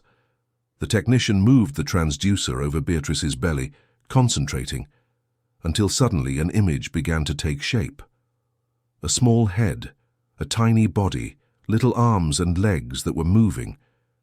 And then, echoing through the room, the most beautiful sound Beatrice had ever heard, the baby's heart, beating fast and strong. Tears streamed down Beatrice's face before she could stop them. Edward squeezed her, hand also crying, his eyes fixed on the little life dancing on the screen. The technician smiled, used to this reaction, and began to explain what they were seeing. "Everything is perfect. The baby is developing very well. Look here, can you see the little fingers? And here it's sucking its thumb. Very active." "Is it a boy or a girl?" Edward asked, his voice hoarse with emotion. "It's still too early to be sure, but if you'd like, we can try to see at the next ultrasound, in a month." Beatrice looked at Edward and he looked back. There was a silent communication between them, a mutual understanding. She nodded. "We want to know." That night, Edward took Beatrice to dinner at a small, cozy Japanese restaurant in the East Village. It wasn't as luxurious as the Bianco Terrace, but it had an intimate atmosphere and delicious food. They ordered temaki and sashimi, though Beatrice could only eat the cooked rolls because of the pregnancy, and they talked about the future. "Have you thought about names?" Edward asked, playing with the chopsticks between his fingers. "I've thought of a few, but nothing definite. It depends on whether it's a boy or a girl. What about you?" "If it's a girl," Edward said slowly, as if testing the words before releasing them, "I'd like to name her Sophia. It was the name Laura and I had chosen." Beatrice was silent for a moment, processing this. A part of her felt a pang in her chest, a remnant of insecurity. But then she looked at Edward and saw the vulnerability in his eyes, the way he awaited her reaction, afraid he might have hurt her. And she understood. It wasn't about replacing Laura or erasing the past. It was about honoring that past while building something new. "Sophia," she repeated, letting the name roll off her tongue. "It's beautiful. If it's a girl, it can be Sophia. And if it's a boy?" Edward smiled. "Then you choose. That seems fair."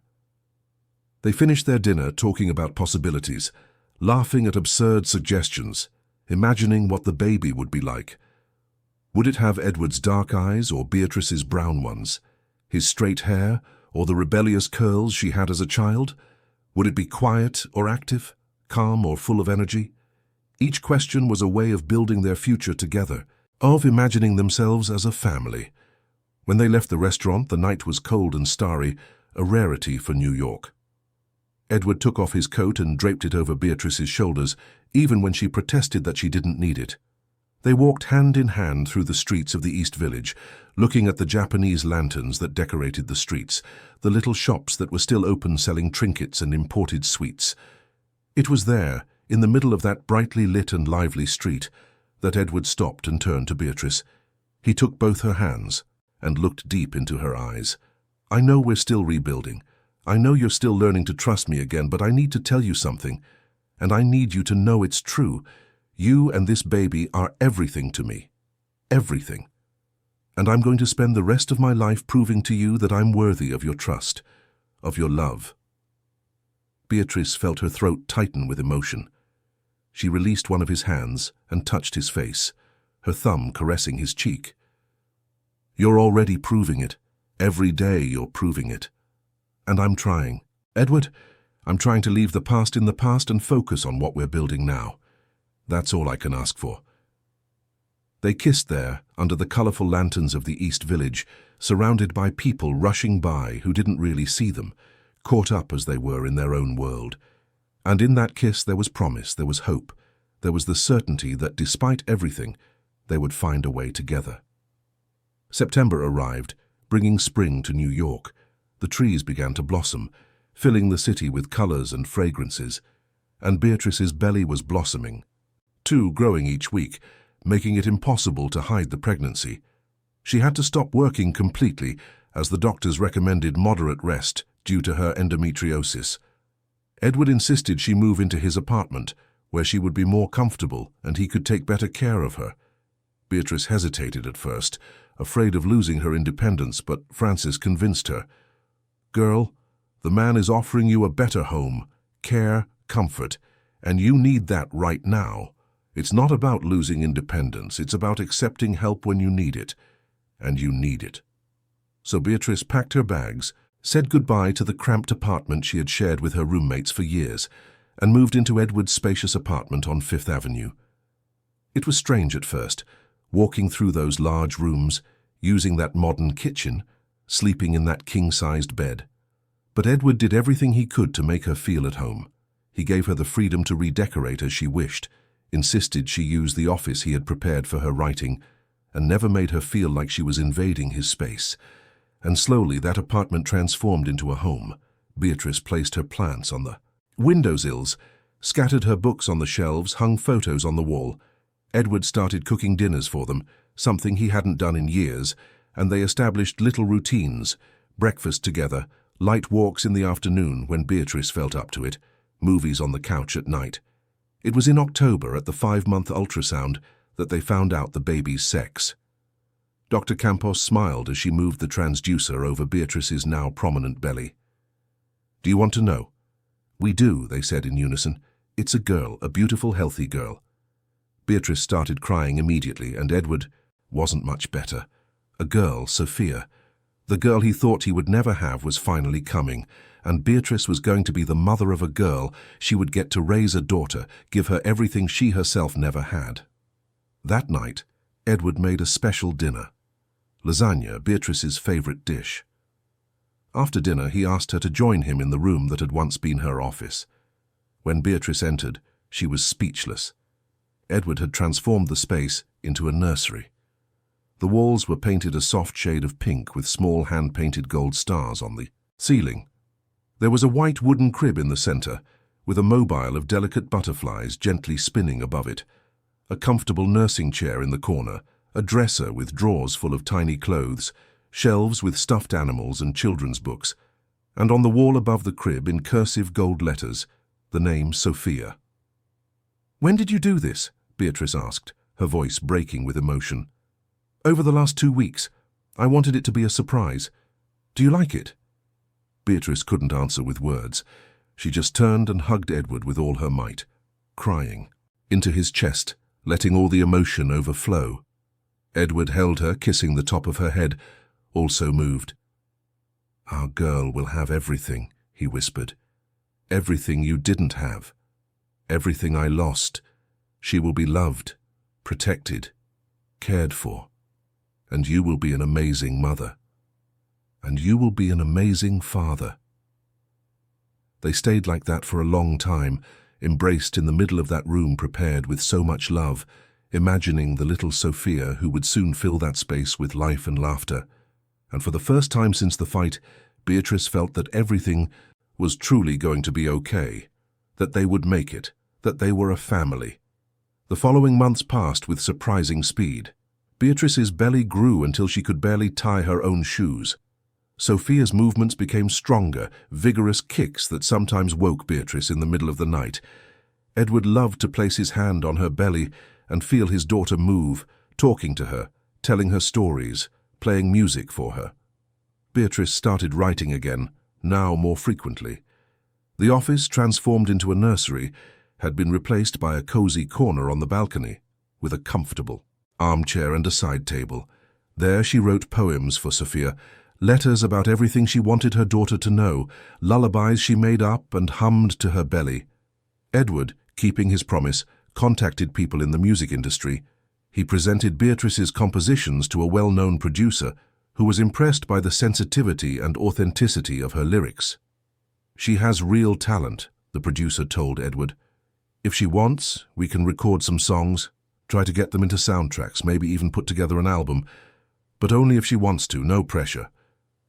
When Edward told Beatrice this, she was torn between disbelief and hope.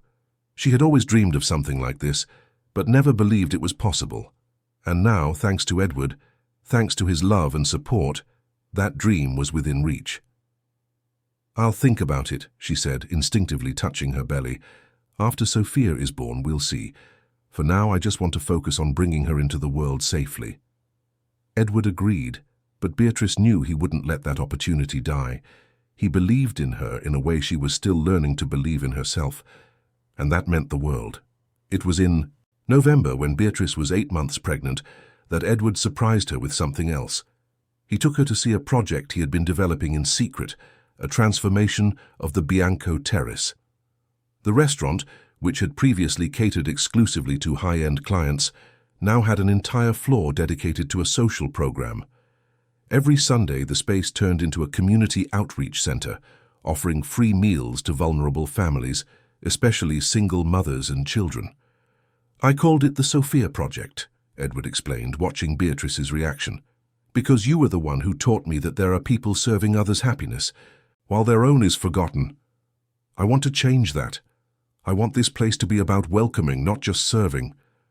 Beatrice looked around the transformed space, decorated simply but warmly, with communal tables where entire families could sit together, a children's corner filled with toys and books, and smiling volunteers serving hot food and even warmer hugs. And she saw in it Edward's redemption, the way he was turning his own pain into something that helped others. "This is beautiful," she said, moved, "and I want to be a part of it. When Sophia is born, and I've recovered, I want to volunteer here. I want her to grow up seeing that we can make a difference in people's lives." Edward hugged her, and there, surrounded by that project born of their love, they sealed another commitment, not just to each other, but to the world around them, to the idea that true love always overflows and reaches others. December arrived, bringing with it the sweltering heat of a New York summer. Beatrice was huge, uncomfortable, her feet swollen and her back constantly aching. There were only 2 weeks left until her due date, and the anxiety was growing, every day. She had chosen a natural birth, if possible, but Dr. Campos had warned that due to the endometriosis, they might need to perform an emergency C-section if complications arose. On the night of December 20th, Beatrice woke up at 3 in the morning with a sharp pain in her belly. It wasn't like the practice contractions she had been feeling for weeks. This was different, more intense, more regular. She touched Edward's arm, who was sleeping beside her. "Ed, I think it's happening." Edward woke up instantly, jumping out of bed, his heart racing. "Are you sure? Is it time?" "I think so. The contractions are coming every 10 minutes. They grabbed the bag that had been packed for weeks and rushed down to the car. Edward drove through the empty pre-dawn streets to the hospital, holding Beatrice's hand at red lights, speaking reassuring words while inside he was terrified. When they arrived, the medical team was waiting. Dr. Campos was called and arrived in less than 20 minutes. The labor was long and difficult. The hours dragged on, with Beatrice alternating between moments of excruciating pain and periods of relative calm. Edward never left her side for a second, holding her hand, wiping her sweat, whispering words of encouragement. When the pain became unbearable, he would softly sing the songs Beatrice had composed for Sophia, and that helped her focus, to remember why she was going through this. But then, at 4 in the afternoon the next day, complications arose. Sophia's heartbeat became irregular, and Dr. Campos made a quick decision. "We're going to have to do an emergency C-section, now." Beatrice barely had time to process before she was being rushed to the operating room. Edward ran alongside the gurney, quickly putting on the sterile gown, and gloves they gave him, never letting go of her hand. In the operating room, under the bright, cold lights, surrounded by a team of doctors and nurses, Beatrice looked into Edward's eyes and saw the same fear she felt. "It's going to be okay," he said, more to himself than to her. "It's going to be okay." The anesthesia was administered, and Beatrice felt the lower half of her body go numb. She couldn't see what the doctors were doing because of the surgical drape blocking her view, but she could feel the pressure, the pulling, the movement. And then, after what felt like hours but were only minutes, they heard it, a cry, strong, indignant, full of life. "It's a girl," Dr. Campos announced, holding up a tiny, blood-smeared baby. A beautiful, healthy girl. Beatrice and Edward cried together, seeing for the first time the little life they had created. The miracle that had seemed impossible, but was there, real and perfect. Sophia was quickly taken to be cleaned and examined, but when they brought her back, wrapped in a pink blanket with a little hat on her head, and placed her in Beatrice's arms, the world stopped. She was perfect, absolutely perfect, with tiny fingers that clenched and unclenched, dark little eyes trying to focus on her mother's face, a tiny mouth instinctively searching for the breast. Beatrice looked at the child she had carried inside her for 9 months and felt a love so immense, so overwhelming that she could barely breathe. "Hi, Sophia," she whispered, her voice hoarse with emotion. "Hi, my love. Mommy and Daddy love you so much. So much." Edward, leaning over them, gently touched Sophia's tiny cheek with a finger, marveling. "She's perfect. You're both perfect." And in that moment, in a hospital room in the heart of New York on a hot December afternoon, a family was born. Not a traditional family, not one that followed expected patterns, but a real family, built on pain and healing, on loss and new beginnings, on a love that refused to give up even when everything seemed impossible. And as Sophia slept peacefully in her mother's arms, protected by the love of her parents, she didn't yet know that her story had begun with a shy joke on a Christmas night, and had become a miracle that changed 3 lives forever. The first few months with Sophia were a mix of absolute exhaustion and indescribable happiness. Beatrice and Edward quickly discovered that no book, no parenting class, no well-intentioned advice could truly prepare them for the reality of caring for a newborn. The nights were long and fragmented, waking every 2 or 3 hours for feedings, the endless diaper changes, the cries that sometimes had no apparent explanation. But every time Sophia opened those dark little eyes and looked at them, every time her tiny fingers closed around Edward's finger, every time she smiled those reflex smiles that seemed to light up the entire world, it was all worth it. Beatrice found that motherhood was different from anything she had imagined.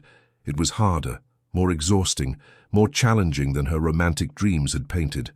But it was also more rewarding, more profound, more transformative. Every one of Sophia's developmental milestones was celebrated as a monumental victory.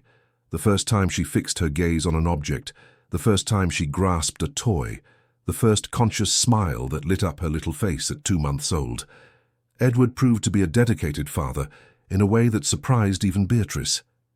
He learned to change diapers with the same efficiency he conducted business meetings, mastered the art of rocking Sophia to sleep with rhythmic sways and improvised lullabies, and didn't hesitate to wake up in the middle of the night to help, even after exhausting days at work.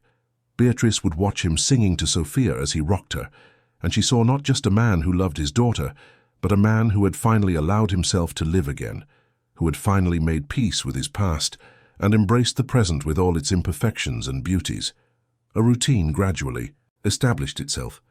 Beatrice was still breastfeeding, so she spent much of her days attached to Sophia, but Edward took on all the other household chores. He cooked nutritious meals for Beatrice, kept the apartment organized, and handled the shopping. And in the afternoons, when Beatrice needed to rest a bit, he would take Sophia in his arms and walk around the balcony, talking to her about everything and nothing, pointing out the city below, telling her stories about the world she was yet to discover. It was on one of those afternoons when Sophia was 3 months old that something unexpected happened. Beatrice was resting in the bedroom when she heard the doorbell ring. Finding it strange, as they weren't expecting visitors, she got up and went to the living room. Edward had already answered the door and was talking to a middle-aged, elegantly dressed man carrying a leather briefcase. "Beatrice, this is Michael Santos. He's a music producer. Remember I sent him your songs a few months ago?"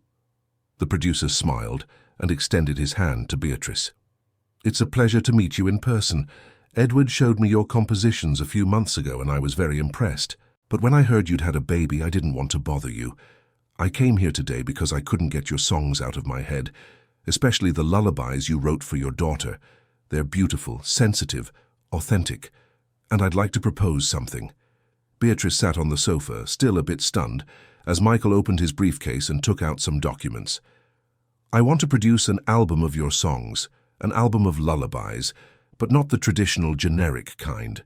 Something new, modern, that talks about real motherhood, real love, the challenges and joys of raising a life. Your lyrics capture that in a way I've never seen before, and I think many mothers, many fathers would identify with it." Beatrice looked at Edward, who was smiling encouragingly, then looked at Sophia, who was sleeping peacefully in the portable bassinet next to the sofa. She thought of all the nights she had spent awake, writing while she breastfed, of all the feelings she had poured onto the paper, turning them into verses and melodies. That was hers alone, her refuge, her private space. But maybe it was time to share. Maybe her words could touch other hearts, help other mothers who were also navigating the turbulent waters of motherhood. "I accept," she said finally, feeling a mix of fear and excitement. "But on one condition. I want part of the profits to go to the Sophia Project, the restaurant's social program. Michael looked at Edward, who quickly explained the community outreach project. The producer nodded, impressed. Agreed. We can even use that as part of the promotion. An album that not only touches hearts, but also helps families in need. It's perfect. They spent the next hour discussing details, which songs would be included, what the recording process would be like, how long it would take. Michael was understanding of Beatrice's situation, agreeing that the recordings would be done at flexible times, respecting Sophia's feeding and sleeping schedule.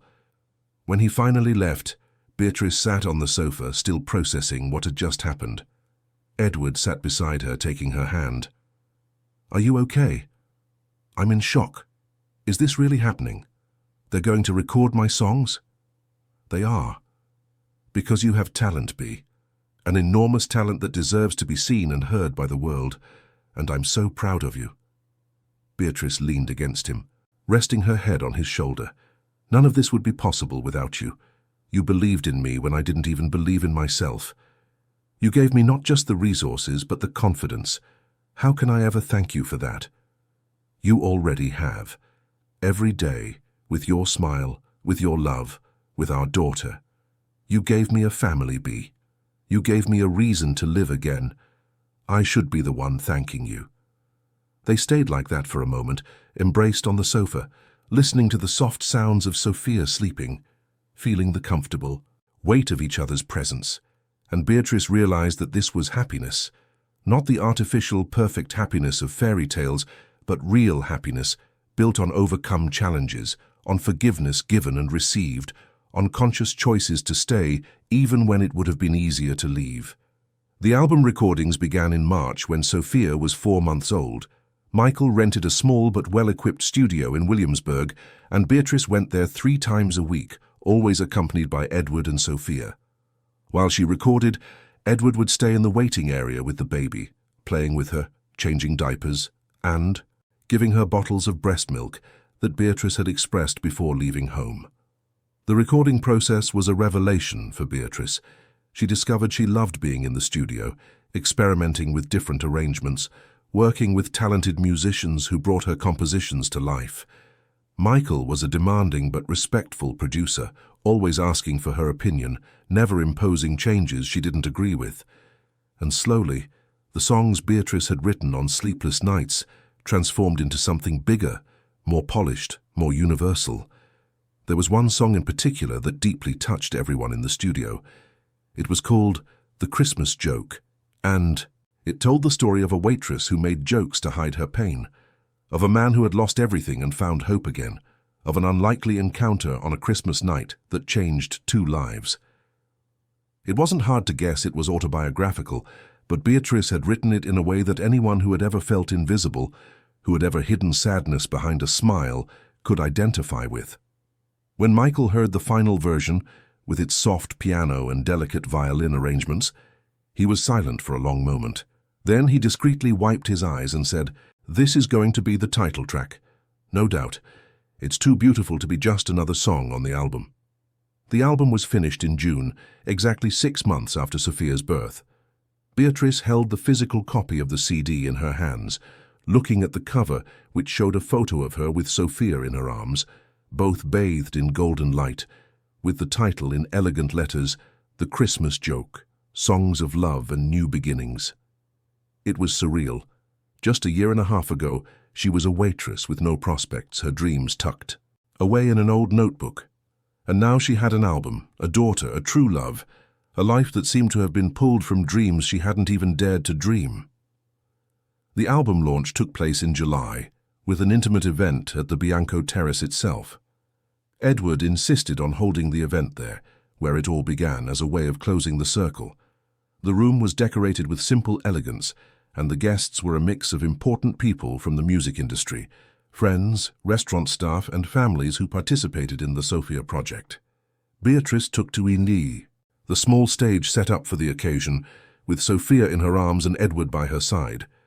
She looked at all the people gathered there, people who had been part of her journey in different ways, and felt a gratitude so profound she could barely speak. "I've never been good with spoken words," she began, her voice trembling slightly. "I've always preferred to write them, but today I need to say a few things. This album is about love, about loss and finding, about pain and healing, about two wounded people who found each other at an unlikely moment and decided to heal together, and about a miracle named Sophia who taught us that love can be born in the most unexpected ways." She looked at Edward, who was holding her free hand. "Edward, you gave me so much more than the resources for a treatment. You gave me confidence, you gave me a voice, you made me believe I deserved good things. And even when I made mistakes, when I hid things out of fear, you gave me a second chance. I love you. And our story, as improbable as it is proof that it's always worth believing in love." Applause filled the room, and Beatrice saw tears in the eyes of many present. She sang a few songs from the album live, accompanied by a pianist, and when it was time for the Christmas joke, the room fell into absolute silence, everyone absorbed in that sung story, in those words that came from the depths of her soul. The album was a surprising success. It didn't sell millions of copies, it didn't dominate the charts, but it found its audience. Mothers and fathers who identified with those honest lyrics, who saw in them a reflection of their own experiences. The album was used in maternity wards, recommended by pediatricians, shared in support groups for new parents, and every month a significant portion of the profits went to the Sophia Project, helping to expand the program to serve more families. Beatrice was invited for interviews, to participate in podcasts about motherhood, to give small performances. She accepted some and declined others, always prioritizing her time with Sophia. Fame was not what she sought. What she sought was to express herself, to connect with other people through music, to make a difference in some way. And she was achieving that. When Sophia turned 1, they threw a beautiful party at the apartment. They decorated everything with a butterfly theme, which had become a sort of symbol for the family, representing transformation and rebirth. Friends, colleagues, the team from the Sophia Project. Everyone was there to celebrate this child who meant so much to so many people. Sophia, in her little pink dress and a small headband, crawled around the living room, fascinated by everything, laughing that delicious baby laugh that melted hearts. Beatrice and Edward watched her with that silly love only parents understand, marveling at every little gesture, every new discovery. It was at that party that Edward, in the middle of the celebration, asked for silence and got everyone's attention. Beatrice looked at him, confused, not understanding what was happening. Edward picked up Sophia and stood beside Beatrice. "Exactly 1 year and 7 months ago, I walked into a restaurant alone on Christmas Eve, without hope, without the will to live. And a waitress made a joke that changed my life. She said she wanted to have a child on Christmas, to have a reason not to be serving other people's dinner. And in that moment, something inside me woke up." He looked at Beatrice, his eyes shining. "B, you saved me. You gave me a reason to open the room I had kept locked for years. You gave me a reason to look to the future instead of living trapped in the past. You gave me this beautiful child I'm holding in my arms, and you gave me a love I thought I would never feel again." Edward carefully placed Sophia in the arms of Francis, who was standing nearby, and then, to the surprise of Beatrice and all the guests, he knelt before her. He took a small velvet box from his pocket and opened it, revealing a simple but beautiful ring with a discreet diamond. "Beatrice Santos, will you marry me? Not because I have money, not because we have a daughter, but because I love you in a way I didn't even know it was possible to love, because you are my best friend, my partner, the woman who makes me want to be better every day, because I can't imagine my life without you." Tears streamed down Beatrice's face, and she could barely breathe from so much emotion. She looked at Edward, kneeling before her, at Sophia in Francis's arms, drooling on her little dress, at all their friends around them smiling and also crying, and she felt that her life had become more than she had ever dreamed. "Yes," she said, her voice broken. "Yes, I will. 1,000 times yes." Edward stood up and kissed her, and the room erupted in applause and cheers of joy. He placed the ring on her finger, and Beatrice admired it through her tears, still not quite believing that this was real, that this was her life now. The wedding took place 3 months later, in a small, intimate ceremony in a historic chapel in downtown New York. Beatrice wore a simple but elegant white lace dress, with Sophia as her flower girl, dressed in a mini dress that matched her own. Francis was the maid of honor, and one of Edward's business partners was the best man. There weren't hundreds of guests, there was no ostentation, just the people who truly mattered, gathered to celebrate a love that had been born in the most unlikely way. When the priest asked if Edward took Beatrice as his wife, he answered with a firm voice and teary eyes, "I do. With all my heart, I do." And when it was Beatrice's turn, she looked at the man who had transformed her life, who had believed in her when no one else did, who loved not just her but also her dreams, her wounds, her imperfections, and she answered, "I do, today and always." They kissed under the emotional applause of the guests and left the chapel hand in hand, with Sophia in Edward's arms, as an officially formed family. The reception was at the Bianco Terrace, of course, where it all began. They danced their first dance to the Christmas joke, the song that told their story, and there wasn't a dry eye in the room. The years passed, and life unfolded in ways neither of them could have predicted.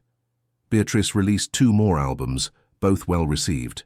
She started giving workshops for mothers who wanted to write, helping them find their own voices. The Sophia Project grew exponentially, opening branches in other New York boroughs, helping hundreds of families every month. Sophia grew up strong and healthy, a vibrant and curious girl who inherited her father's dark eyes and her mother's artistic sensitivity. She loved music, loved stories, and from a very young age showed a natural inclination for creating narratives. At 5, she was already inventing elaborate tales about princesses and dragons, about families formed in different ways, about love overcoming obstacles. When Sophia turned 8, she came home one day with a proposal. "Mommy, Daddy, I want to write a book." Beatrice, who was cooking dinner, and Edward, who was working on his laptop at the living room table, stopped and looked at their daughter. "What kind of book, sweetie?" Beatrice asked. "I want to write about you, about how you met.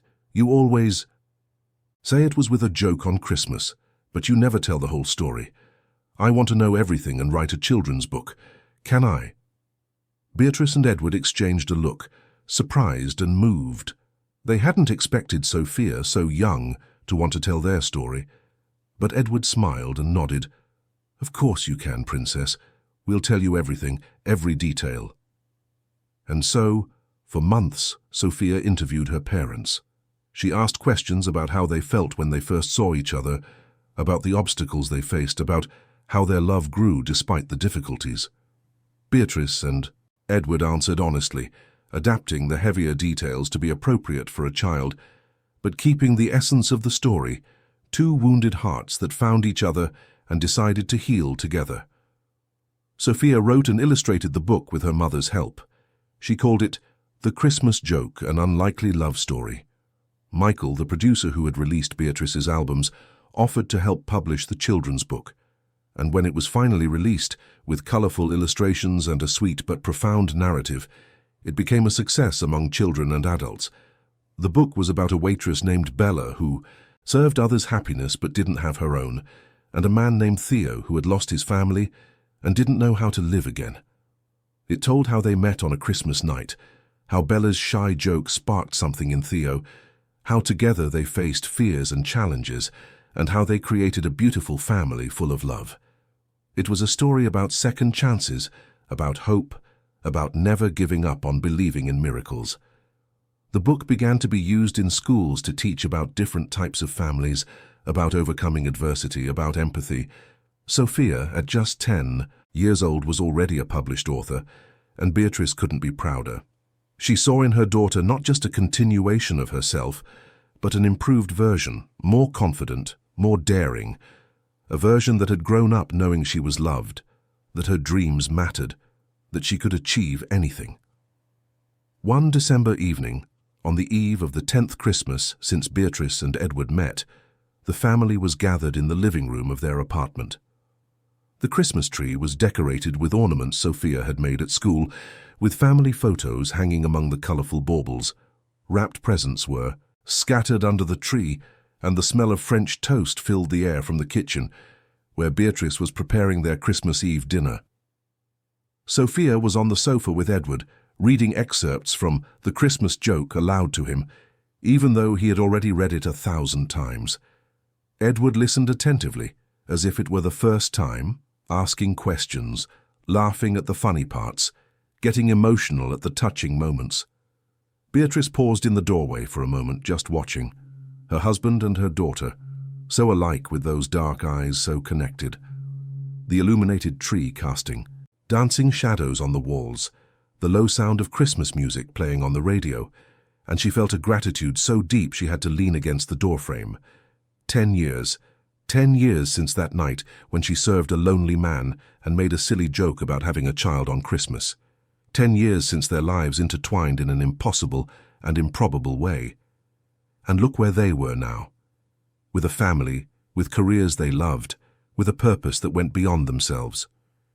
Edward looked up and saw her standing there, and he smiled. That smile that still made her heart race even after all these years. He held out his hand, inviting her to join them, and Beatrice went, snuggling between her husband and daughter on the sofa. "You know what I was thinking," Edward said, putting his arm around Beatrice's shoulders. "That on that night, 10 years ago, I walked into the restaurant just wanting to get through Christmas without thinking about everything I had lost. And I left with the greatest gift I've ever received, the hope that it was still possible to be happy.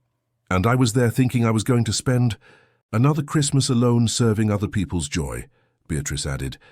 "And I met you. I met the love of my life and the father of my daughter. It was the best Christmas of my life." "And mine too," Sophia said, hugging her parents.